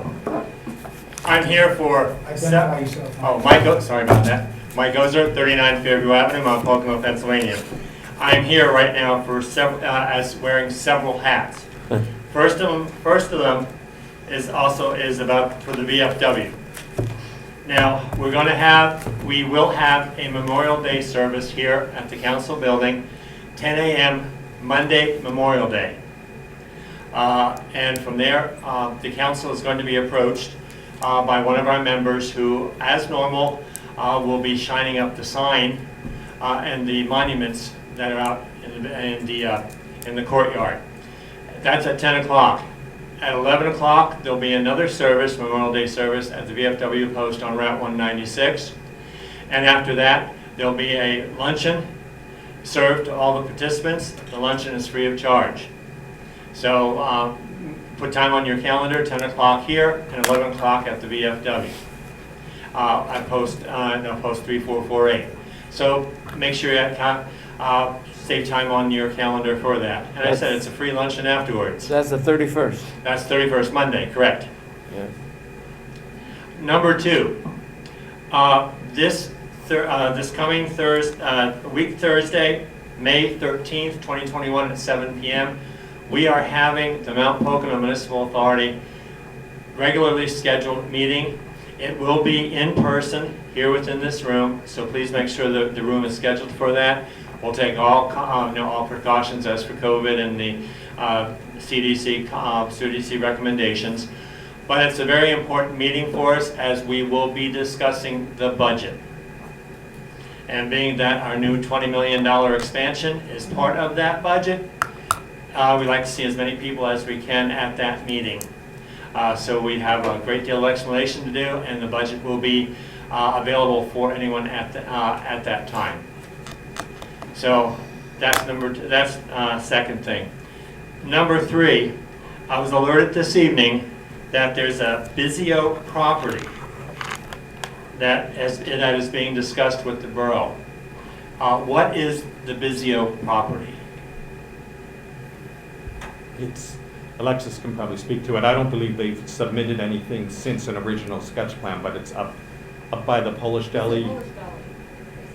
Up by... 196, next to the gas station. Okay. Now, in reference to that, are they doing any type of improvements that you're aware of? Because I'm not aware of anything going on with the Bizio property just yet. No, not just yet, but they did come in front of the planning commission for a sketch plan several months back. That sketch plan involves potential consolidation of 3 adjoining lots, which would include a residential property that faces 611. Right. They're all contiguous parcels. That sketch plan showed that they would raise that house and that the parking lot basically would be extended, and that they would do an addition to the existing building at the rear to accommodate same use, still retail use. Okay.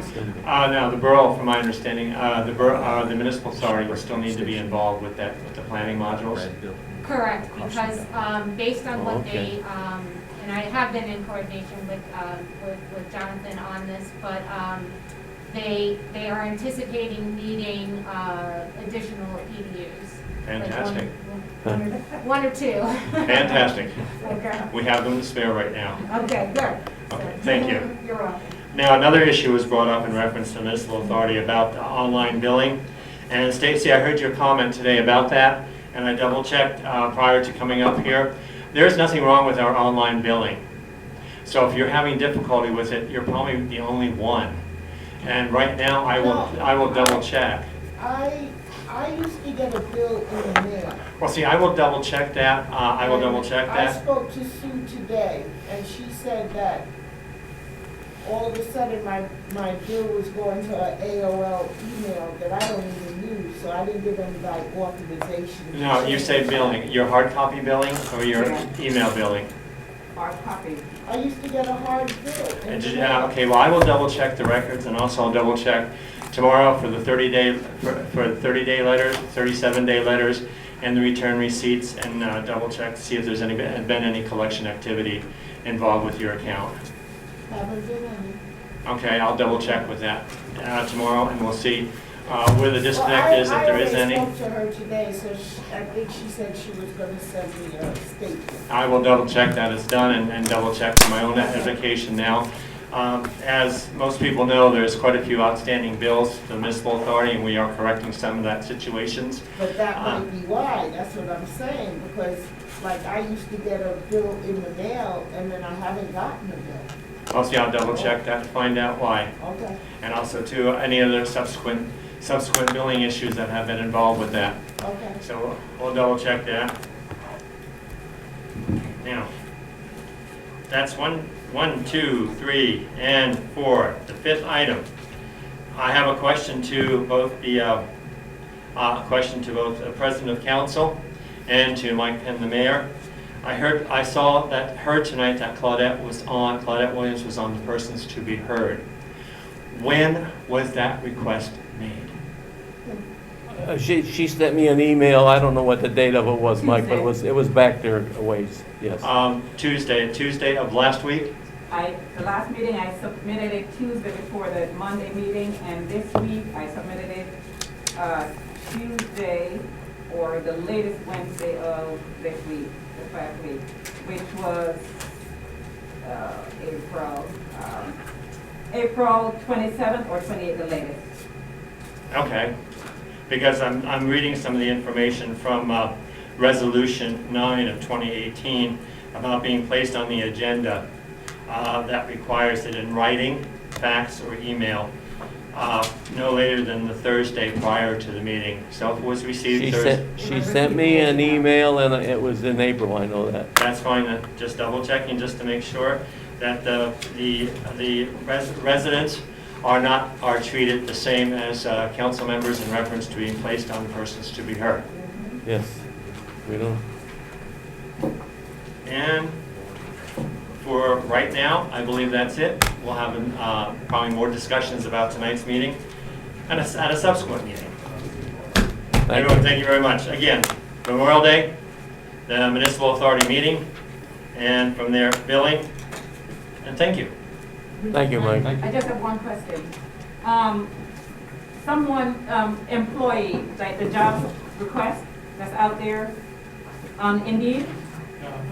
Yeah, it's posted on Indeed? Yes, yes. So if someone goes and apply on Indeed, do you get back to them and let them know that you received?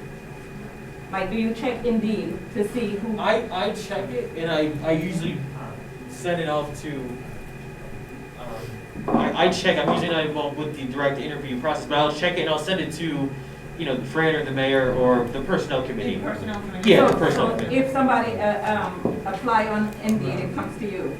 Correct, I get a notification, yes. Okay, you get a notification. Yeah. And do you tell Indeed that you received it? No, I don't have any interaction with the personnel. I was told that, I thought that was a personnel committee thing, because I'm not But involved just to in. receive it, that let Indeed know that you received it. Let the- Email, You acknowledge the application. persons that you Let got the it. person know, is what you're saying, let the Well, no, person. let Indeed know that Well, you, you don't have to let Indeed Okay. know, yeah, it's just, it's something that comes to you, and then you get their resume, and you can email them back or call them back, but I usually just print it and I'll send it to personnel. okay. Yeah. Oh, so you have access to the Indeed? Yes, Okay, yeah, all right. And you're still accepting applications? yes. Okay, thanks. Okay, any further business? Anybody has something to I just want to say something. set that timer? As usually, I just want to thank the residents, my neighbors, my friends and all for supporting council here and everything. We're in tough times, more ways than one. I'm here for you, the residents. I'm not self-serving. I have no agenda to promote myself politically. I'm here for the Mount Pocono Borough because I am a resident. And I want to thank you all. Anybody else have anything to comment? Solicitor, you saying discussing the bond, Joshua's bond is a executive issue? Okay. Any further business? If not, we are adjourned. Very good meeting tonight, Fran. Thank you. Yeah? Well, with this. Wow. There you go. You know what? Hey, Jim, she's saying 50 cents. 30-some years, and I've never had you check handed to me, so thank you. Well, make sure you. Where we going tonight, Jim? I get in trouble there, so. I'm not here tomorrow. Jim, where we going tonight, man? The pole dances?